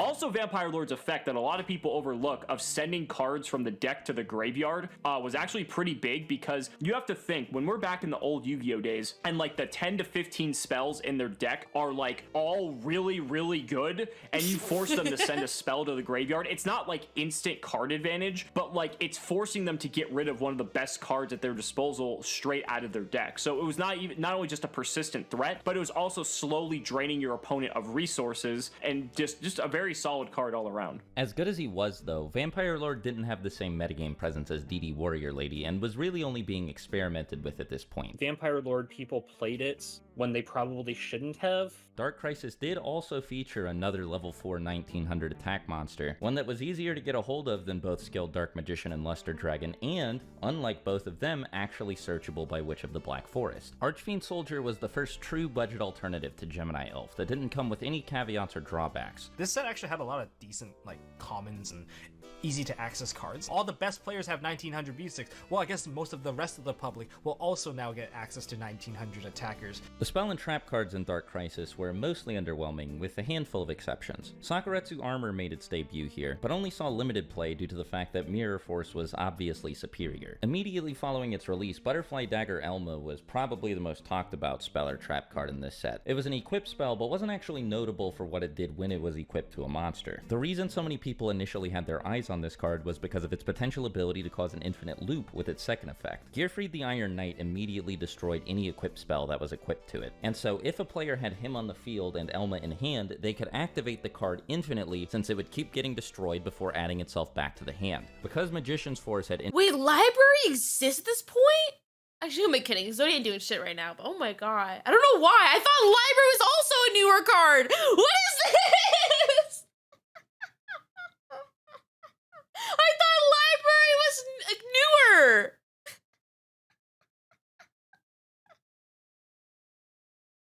Oh my god. I am a Yu-Gi-Oh baby. That's not like news. I'm a Yu-Gi-Oh baby. introduced a lot of cards that gained spell counters every time a spell card was activated and could activate effects by removing these spell counters. There was a lot of potential for abuse with this infinite loop, particularly through Royal Magical Library, which could allow a player to draw through all the cards in their deck with this combo. The card, as well as decks built to abuse it, saw more speculation than actual competitive success though. While it, like Magical Scientist, opened the door to its own FTK, Magical Scientist decks were simply better than decks built to use this card were. It was just more consistent and required the player to have less specific cards in hand. Butterfly Dagger Alma and Gearfried was very people started to take notice to that set. It wasn't anything too major taking off, but people did take note that this is an interesting interaction. Speaking of these two decks, Dark Crisis did also include spell reproduction, which made both of them a decent bit more consistent, but didn't push either of them over the edge. Yeah, so like it had most of its pieces. Spell reproduction probably moved the needle a couple points, but like I think most people were pretty set in their ways. Like they either played the deck and then they would take in the upgrades, or they wouldn't play the deck because they thought it was cheese. There were some consistency issues with the deck as well. So like especially if you're doing like single elimination tournaments, like you could have a pretty boring day or a quick one. In order to address these FTK strategies, the next update to the ban list in February limited both Butterfly Dagger Elma and Magical Scientist, which reduced the consistency of both decks by a little bit. Vampire Lord was also limited, along with another new card from Dark Crisis named Reflect Bounder that had seen some success after the set's release, but wasn't anywhere near as popular as DD Warrior Lady. This update to the limited list, like Dark Crisis itself, wasn't particularly impactful, and did little to change the way the game was played overall. Tournaments were more or less filled with the same deck lists as before, only these deck lists now had one or two DD Warrior Ladies thrown into the mix. The release window of Dark Crisis was just the calm before the storm, however, as there was another booster set slated to release just a month after this update to the Forbidden and Limited list. Its release on March 1st of 2004 would completely overshadow the release of Dark Crisis, and the cards it was going to add to the game seemed capable of warping the entire meta almost overnight. There was this crazy set that came out called Invasion of Chaos that changed everything in Yu-Gi-Oh! What?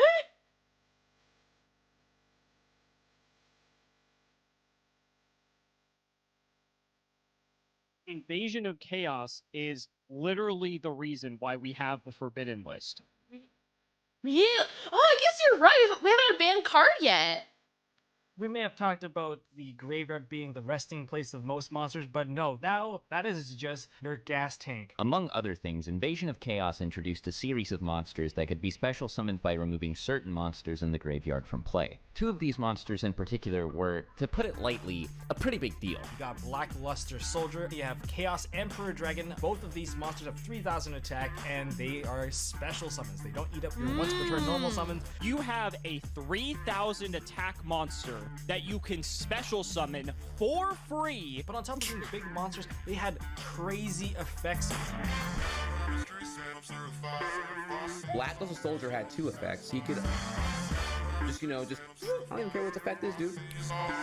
The other effect, you just get 2 attacks. That at any moment you could possibly die out of nowhere. And then Chaos Emperor Dragon doesn't let people play Yu-Gi-Oh! It was a power horse show. These weren't just staples the way prior powerful cards had been. As soon as it became legal to play them, they conquered and reshaped the tournament scene overnight. They weren't just slotted into decks the way that most cards were. They were so... Wait, so is this like our first tier 0? Or is that with a magical scientist? Because now, well, no, because I think at this point every deck was like the same, right? Oh, this is our first tier 0. Oh, that's nuts. It only took like a year. It took like only a year. Actually, no, it took 2 years to start tier 0. Oh my god. It took only 2 years for tier 0.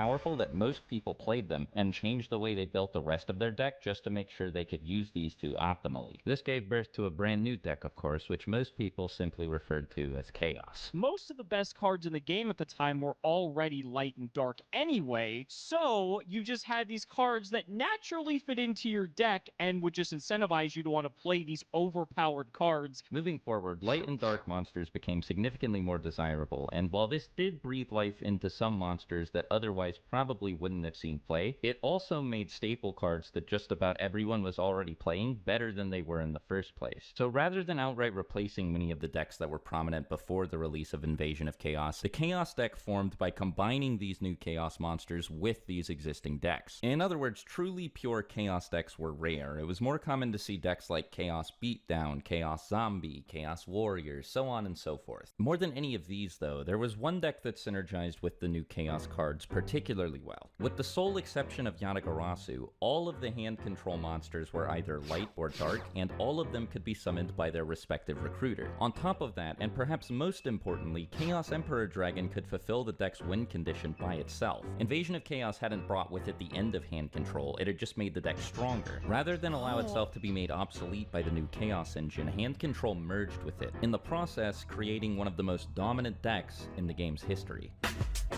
Chaos Control! Despite the fact that it wasn't light or dark, Yatagarasu was one of the deck's linchpins because of the way it interacted with Chaos Emperor Dragon. Though Emperor Dragon's effect was a double-edged sword, designed to leave both players on an equal playing field, the person playing it could dodge having their entire hand depleted as long as there was a Sengen or Witch on their side of the field when the effect was activated. See, Chaos Emperor Dragon didn't stop the cards it sent to the graveyard from activating their effects. If it sent Sengen or Witch from the field to the grave this way, they could still search for anything they normally would. Yatagarasu happened to be searchable by both. This actually slotted into hand destruction decks really easily, and Chaos Emperor Dragon was just over the top with like a Sanguin or a Witch of the Black Forest on the battlefield, because then you get the effect as soon as everybody loses all their cards, your opponent gets one draw step. If it's a brick, they just never draw another card again because you have the honor in your hand.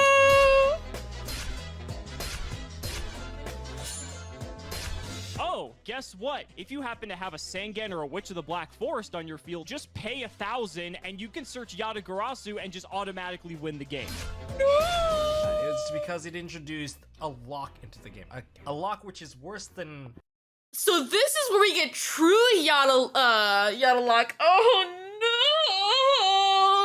no!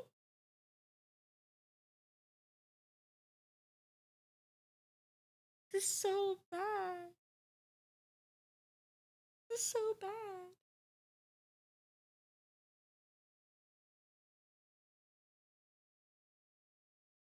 Oh my god.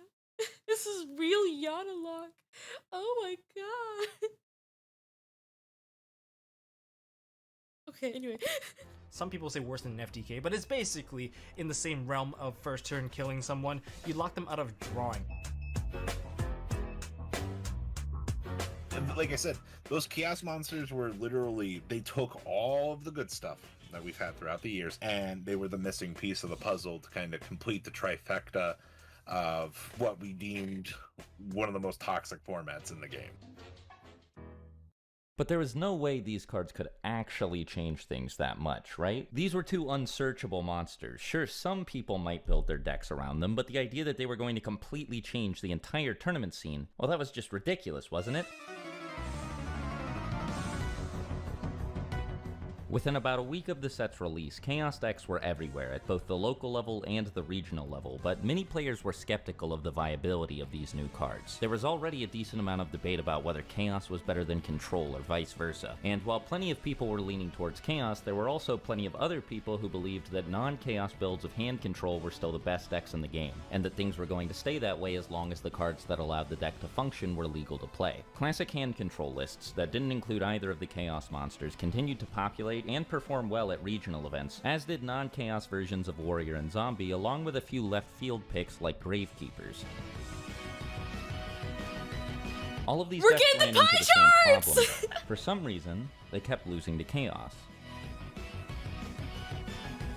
You were just at such a severe disadvantage if you were not playing some sort of Chaos build. Though all the way through late March and even early April, there were still plenty of people being openly critical of the idea of building an entire deck around two unsearchable monsters. Chaos was proving to be pretty flexible. The more time passed, the more apparent it became that it wasn't strictly necessary to build a deck around these two. It wasn't unheard of for people to play 3 Black Luster Soldier and 3 Chaos Emperor Dragon, but it was also pretty common for people to just play one of both, one of one or the other, 2 of both, 2 of one or the other. The ratios didn't really seem to matter. Before long, some vanilla Hand Control players even started playing a single copy of Chaos Emperor Dragon in the side deck. Oh no!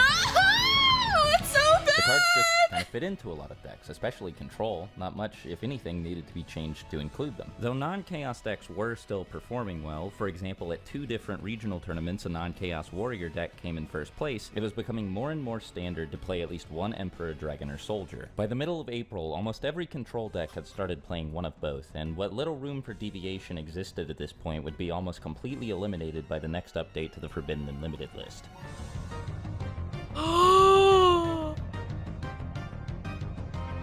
On April 17th, Black Luster Soldier and Chaos Emperor Dragon were both limited, but this didn't actually diminish their metagame presence. Strangely, even though there were only 2 of them from this point forward, and they were more often than not the only monsters in any deck that played them that couldn't be searched for by either Witch or Sangan, most people still called the decks that played them Chaos decks. No, stop! Again, it keeps getting decks that worse! played them were dramatically different in composition than decks that didn't. It's just that they were both so powerful that they turned any game that they participated in into a race to get one of them onto the field first, or to take the steps necessary to make sure they couldn't hit the field in the first place. Summoning either of them was almost like an alternate win condition, and there were plenty of cards in the game that made it easy to perform the setup necessary to do so. The existence of the Chaos monsters made putting resources into the graveyard desirable, to the extent that the intended drawbacks of cards like Graceful Charity and Painful Choice were more benefit than cost at this point. And not just For reference, this is about how long Snake Eye went before receiving a civic hit. Really?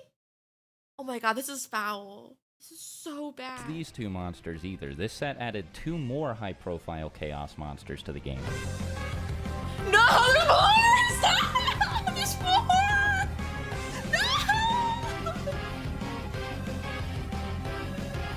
Some people took to running Chaos Sorcerer, essentially a cheaper, less powerful version of Black Luster Soldier, in order to supplement the 2 more powerful Chaos monsters. Chaos Sorcerer just by itself is just an incredibly powerful card. Like, yeah, it has the same cost as BLS or Chaos Emperor, so maybe you're not getting as much value as you would from those other cards, but Chaos Sorcerer is still a 2300 attack monster that can be special summoned for free, and at the very least, it can just banish a monster. There's plays where you can just summon out Chaos Sorcerer, banish one of your opponent's cards, and then use it as tribute fodder for, like, Jinzo? Like, that's insane! Even more popular than Chaos Sorcerer was Dark Magician of Chaos, sometimes referred to as Demok. It didn't function the same way the other Chaos monsters did, but at the time of its release, it was widely considered to be the most powerful 2 tribute monster in the entire game. Its ability to immediately retrieve any spell cards from the graveyard further incentivized the use of cards like Painful Choice and Mirage of Nightmare, since now on top of the fact that life light and dark monsters in the graveyard could be considered live resources, Dark Magician of Chaos could turn any spell cards in the graveyard into live resources as well. Its second effect was extremely good at countering Chaos decks since it could rob Blackluster Soldier and Chaos Emperor Dragon of the fuel they needed to summon themselves, and it was also good at countering vanilla control decks or any other decks that played cards with effects that triggered when they were sent to the graveyard, which was just about every deck in the metagame at this point. While most people still agreed that tributing 2 monsters just to summon another was almost never worth it, this wasn't really a problem for Demox since he ended up in the graveyard very frequently. Most people didn't tribute summon him. It was a lot more common to summon him from the graveyard with one of the game's 3 revival staples. When using Monster Reborn specifically, he could add the Reborn back to hand, allowing the player to special summon another monster from their graveyard immediately. With either Soldier or Emperor Dragon in hand to back this up, this was almost always enough to deal lethal damage, and this could all be done in one turn without even normal summoning a monster.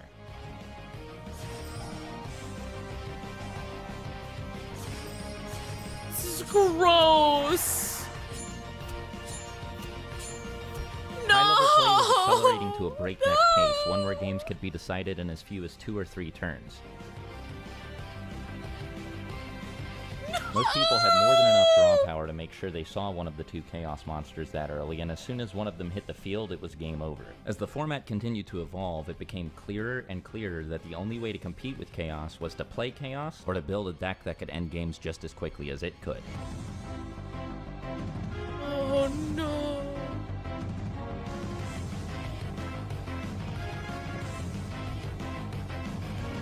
Magical Scientist FTK decks were still running rampant, and Invasion of Chaos had actually made them a bit more consistent by adding Reload to the game, a card that could take unplayable hands and turn them into hands capable of performing the one-turn kill combo. Some people turned to Magical Scientist FTK because they believed it was one of the only decks fast enough to compete with Chaos.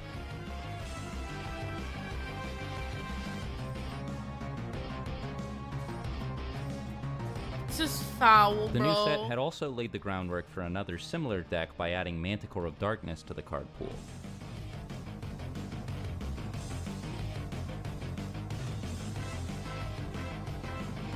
This is foul.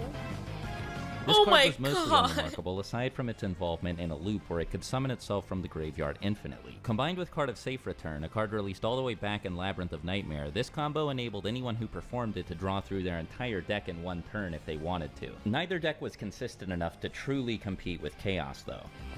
I just feel so sad seeing this. I don't know why. I guess like I knew cards like Magical Scientist existed, but I guess I still chose to believe that at this point Yu-Gi-Oh was still like how boomers describe it as being like very slow. You set one pass and that's it. This is foul. Yu-Gi-Oh has always been insane. There was never, well, I guess if you count like year 1, there's never been a time where this game was like normal. We're always going crazy.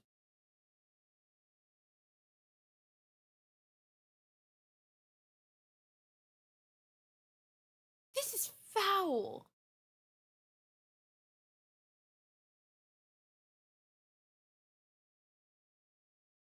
Oh my god. No, don't give more. No, you can't Other get decks bigger. capable of operating at a high speed like Warrior Rush and Machine Limiter Removal Beatdown did their best to compete with Chaos, and while they managed to place well, it was impossible to ignore that they were being outperformed. They just couldn't close the gap no matter how hard they tried, even with the help of the next core booster set. No.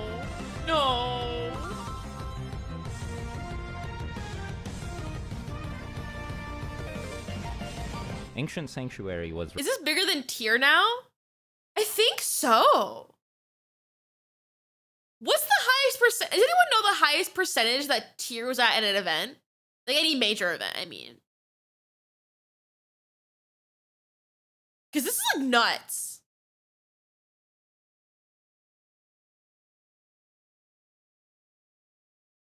Zoo had 100% pie chart in one event? Like a real major event, not like a locals?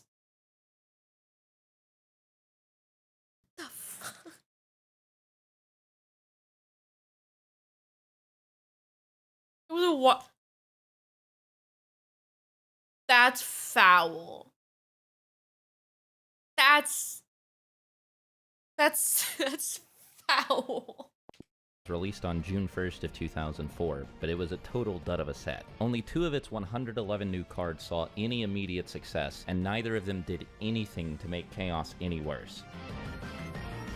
No, don't get no, no, no, no. The cards that did see success only did so to a limited extent as well. Zaborg the Thunder Monarch was played, but only rarely, and usually as a one-of in the side deck. Enemy Controller was much more popular, but nowhere near as popular as the most noteworthy cards from prior sets. At the 2004 US National Championship, many players outright ignored these cards in favor of older cards that had been rediscovered, given a new purpose thanks to the Chaos Monsters. Just before the proper US National Championship, there were 2 last-chance qualifier events where players could compete for a chance to be invited to Nationals. Over 200 players participated in these events, and 85% of them were playing at least one Blackluster Soldier or Chaos Emperor Dragon. Most of these 85% were playing both. Where the idea of a game dominated by the 2 Chaos Monsters had once seemed ridiculous to a good chunk of the player base, it now seemed just as ridiculous to think that there was anything that could come along and stop it. The April update to the limited list, which only hurt Chaos and Manticore decks, hadn't slowed the deck down. The release of a new set hadn't slowed the deck down. And at the 2004 World Championship, it became clear that even banning seemingly vital pieces of the deck like Yatagarasu and Painful Choice couldn't stop it.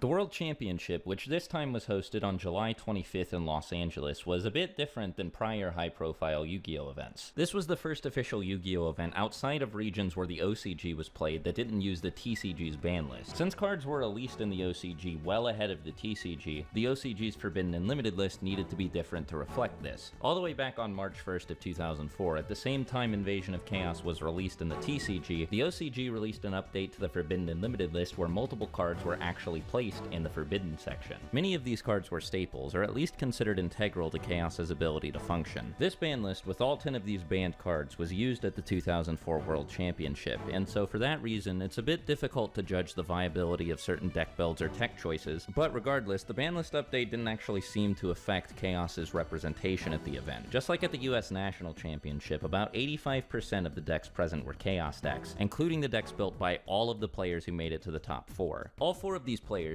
and the winner of the event, Masatoshi Togawa from Japan in particular, were playing decks that seemed to be focused on Chaos. Togawa's list was notable for featuring 2 copies of Kaiku in the main deck, an extremely powerful anti-Chaos card, since keeping it on the field meant keeping one's opponent from summoning the Chaos Monsters. Following this event, Chaos and all of its variants continued to perform exceptionally well all across the TCG. Many players assumed that when the TCG received its next ban list update, it would begin using the version of the ban list that was effective at the 2004 World Championship, and since that list hadn't affected Chaos's representation at all, it seemed like the deck was going to be around for a very, very long time. One thing that Upper Deck and Konami had taken note of at the World Championship, however, was the positive reaction to the ban list. A lot of people seemed pretty happy that they didn't have to worry about cards like Imperial Order, Harpy's Feather Duster, or Raigeki, and a lot of other players, not just limited to those who were present at the World Championship, seemed a little bit sick of the Chaos Monsters. And so the TCG decided to take things a few steps further than the OCG had. Well, it was pretty obvious.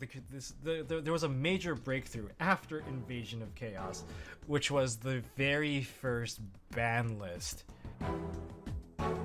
Anything that felt like it would make the game not quote-unquote fun, they were just completely taken out.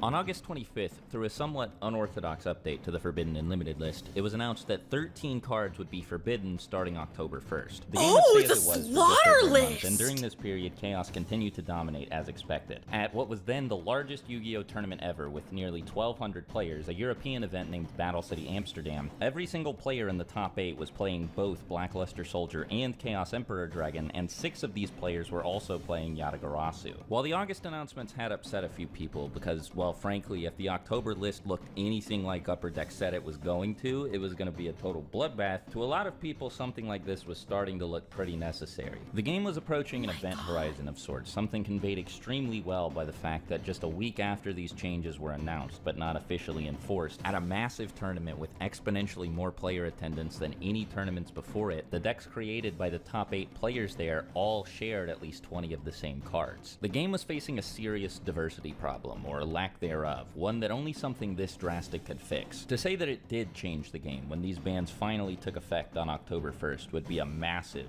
understatement. This update was insane, borderline apocalyptic, and in addition to the bans that were announced back in August, this list also limited 5 cards out of the blue. Then, just like that, with the stroke of a pen from Upper Deck and Konami, Chaos, at least as people currently knew it, was totally annihilated.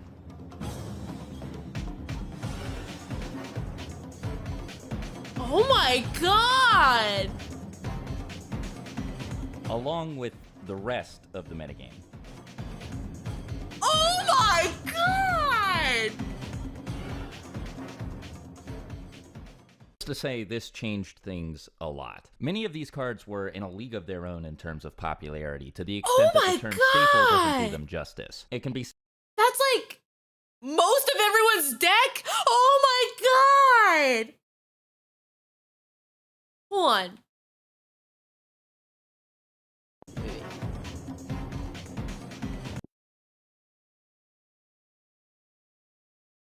That's nuts. I think banning Witch and Sangan alone was nuts. But Chaos, I guess, had to go because, again, we were at tier 0. But, like, oh my god. This is crazy. Oh my god.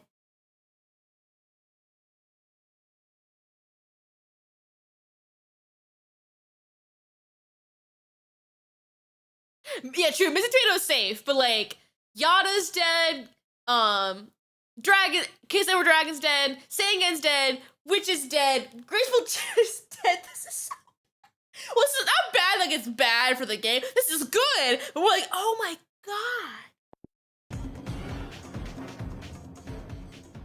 To say, this changed things a lot. Many of these cards were in a league of their own in terms of popularity, to the extent that the term staple doesn't do them justice. It can be said without hyperbole that most of them were included in literally every successful tournament deck. Of the 3 banned cards that this didn't apply to, 2 of them had been key pieces in the most powerful deck in the game. That said, the list didn't fundamentally change the game as much as one might expect. There were still quite a few building blocks left over from the previous format that people could use as a foundation for deck building. Seeing as there were also a lot of cards that people had experimented with throughout the reign of the Chaos Monsters, there was actually still plenty to work with when constructing this new metagame. Plus, on top of that, there were 2 more core booster sets scheduled to be released around this time. As long as both of them weren't repeats of the Ancient Sanctuary situation, then they'd have to include some new cards that could help fill the void.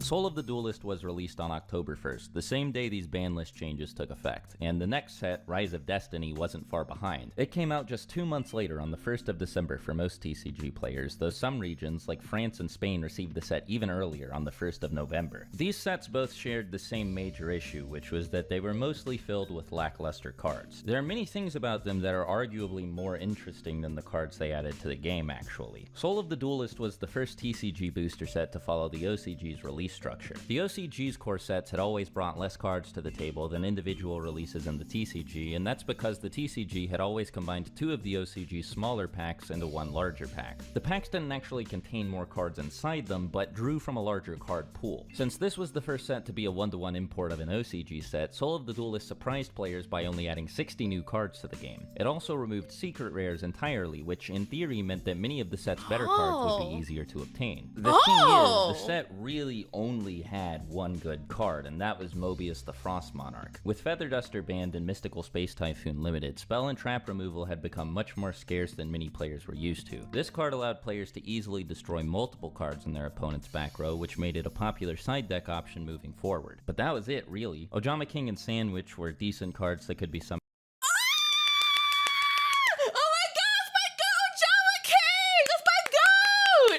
My god. That's my goat! That's my guy! That's my guy! Ignore Sandwich. Oh, Java King's my guy! And we can lock 3 zones! This is awesome!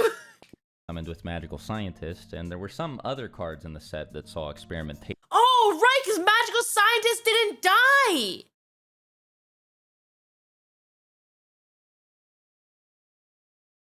actually, wait. Oh my god, wait, you're right. Sandwich, you can't even do it. Because Witch and Zangan are dead. What? Wait, I just noticed wait, you can't use sandwich at all. That's hilarious. I was so excited by Ojama King, I didn't even think about sandwich. You know, sandwich scientists out it, I guess, but like that's so funny.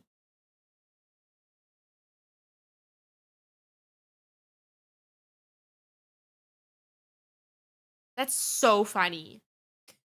Cards that could be summoned with magical scientists, and there were some other cards in the set that saw experimentation around this time period, but none of them made their way into topping deck lists at premier events, aside from occasionally popping up in one or two side decks here and there. Rise of Destiny was very similar in terms of how it impacted the game. Darkblade the Dragon Knight was another popular fusion monster that could be summoned by magical scientists, and two tramp cards from the set, Divine Wrath and Pikeru Circle of Enchantment, made their way into tournament deck lists almost immediately, but usually only in the side deck and only occasionally. Something else that was unique about these sets is that neither of them prompted a dedicated ban list update. This had technically been true of Ancient Sanctuary as well, though according to Upper Deck, the October 1st list had been, quote, updated for Ancient Sanctuary. All things considered, the Titanic ban list update, the changes to the way the ban list was handled, and to the core booster sets, the game felt noticeably different from this point forward. And these weren't even the only new developments in the tournament scene. While regional tournaments were still happening just as frequently as they had been before, starting in December they'd be joined by a new kind of tournament called Shonen Jump Championships. These events were hosted jointly, in part by Upper Deck and in part by Shonen Jump, the company responsible for publishing the Yu-Gi-Oh manga. According to Upper Deck, SJC tournaments were meant to be a tier above regionals in terms of prestige, not on the same level as something like the World Championship, of course, but essentially the height of competitive Yu-Gi-Oh during the normal tournament season. Among the top 8, deck lists were somewhat varied since the new meta was still far from solved, but there was one type of deck that was more popular than everything else. It actually had a few different names because it wasn't particularly well defined at this point. One of its most popular names was Cookie Cutter, since while each version of the deck usually wasn't the same from person to person, it was generally thought of as an assortment of various staple cards. In Metagame.com's coverage of SJC Gen Con, they called this deck Hybrid, though many players— Wait, did SJC just become YCSs? Is that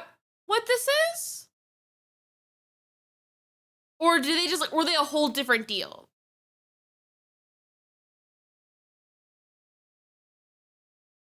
They were both for YCS. I see. So it's the same idea. Okay. Okay.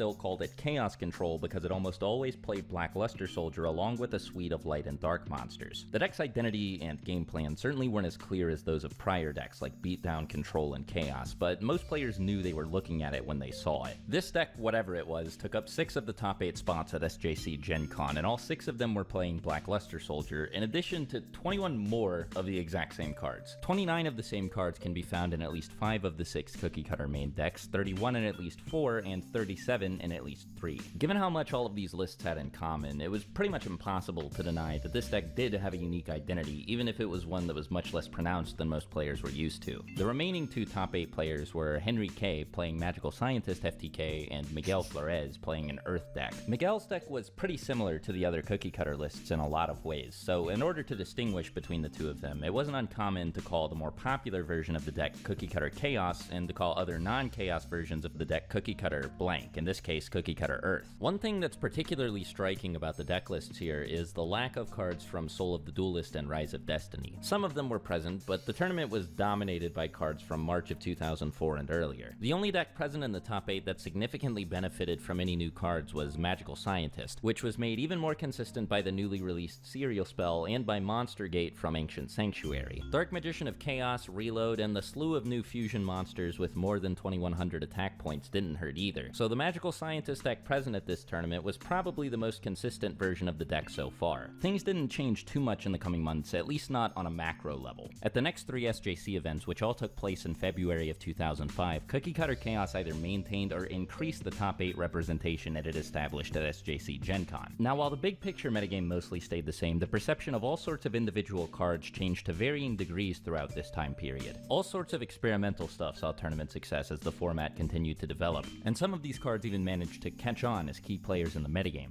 The relatively newly released Blade Knight and DD Assailant, cards both released as part of different promo packs in the last quarter of 2004, were quite a bit more popular in February than they had been in December. Some people in the top 8 of SJC Gen Con had been playing Blade Knight, but it was a lot more common to see this at the 3 SJCs that happened in February. DD Assailant went from not being present in the top 8 of SJC Gen Con at all to being somewhat popular among topping players at all 3 SJCs in February. This was a little bit surprising since he wasn't a light or a dark monster, and his effect was a little bit worse than— Wait, he?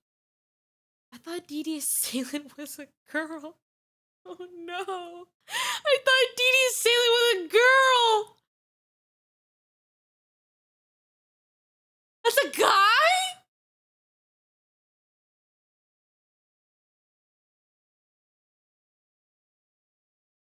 That's a dude? Oh no.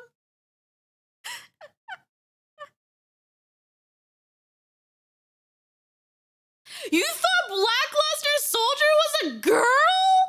How? Sure, he's a slutty man.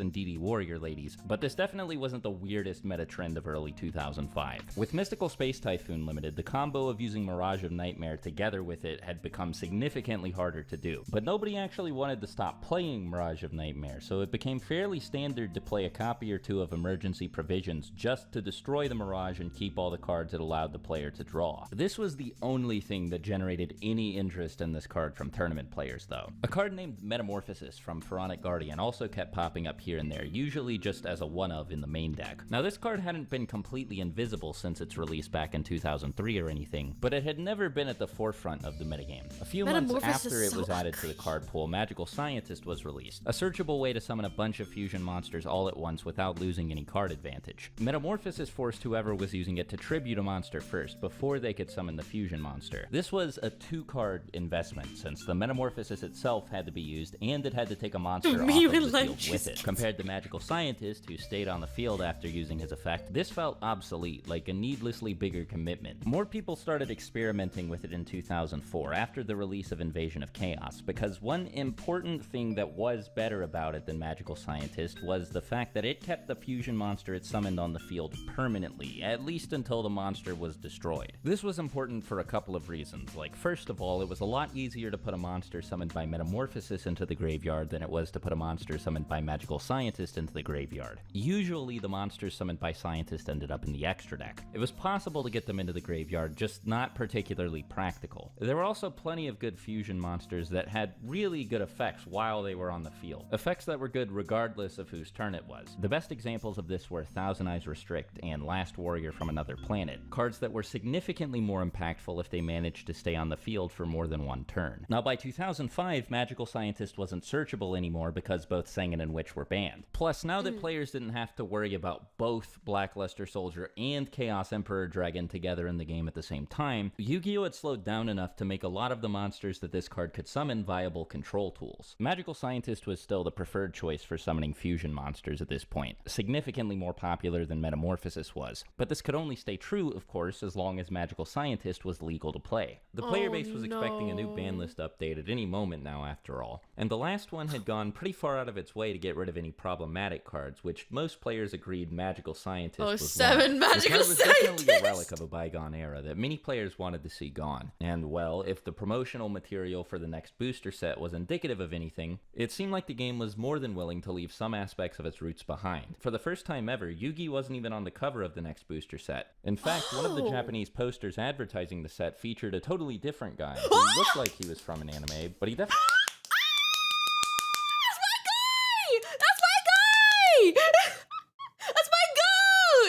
wasn't from Duel Monsters. Oh, that's it! Oh, we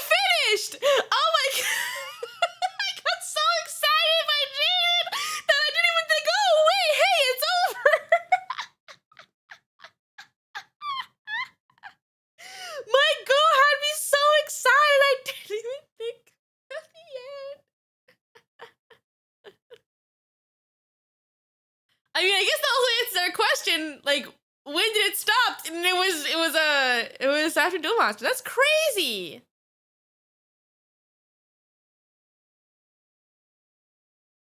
Where's the rest of it? Yeah, so I think someone mentioned it in chat.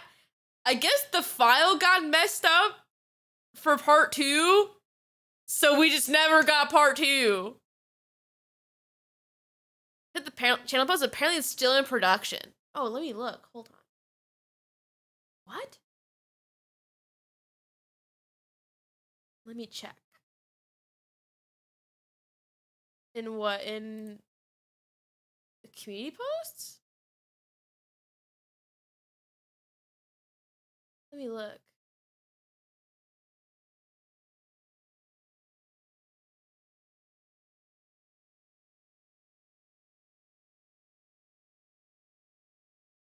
Okay.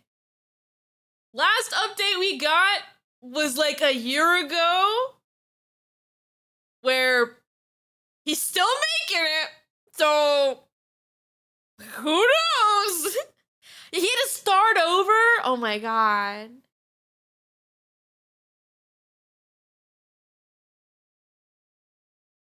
It's because Bell destroyed the file? Oh, Bell.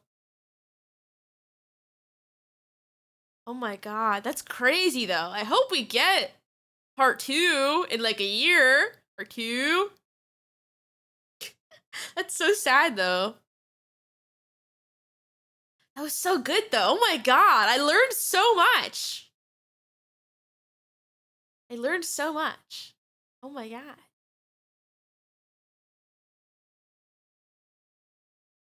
But yeah, this stream was really long.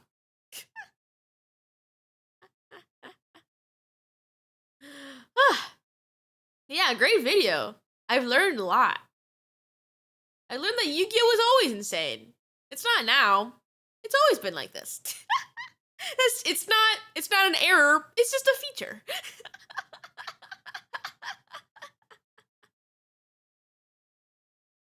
Oh my god. It took long because you like to yap. Yeah, I do like yapping.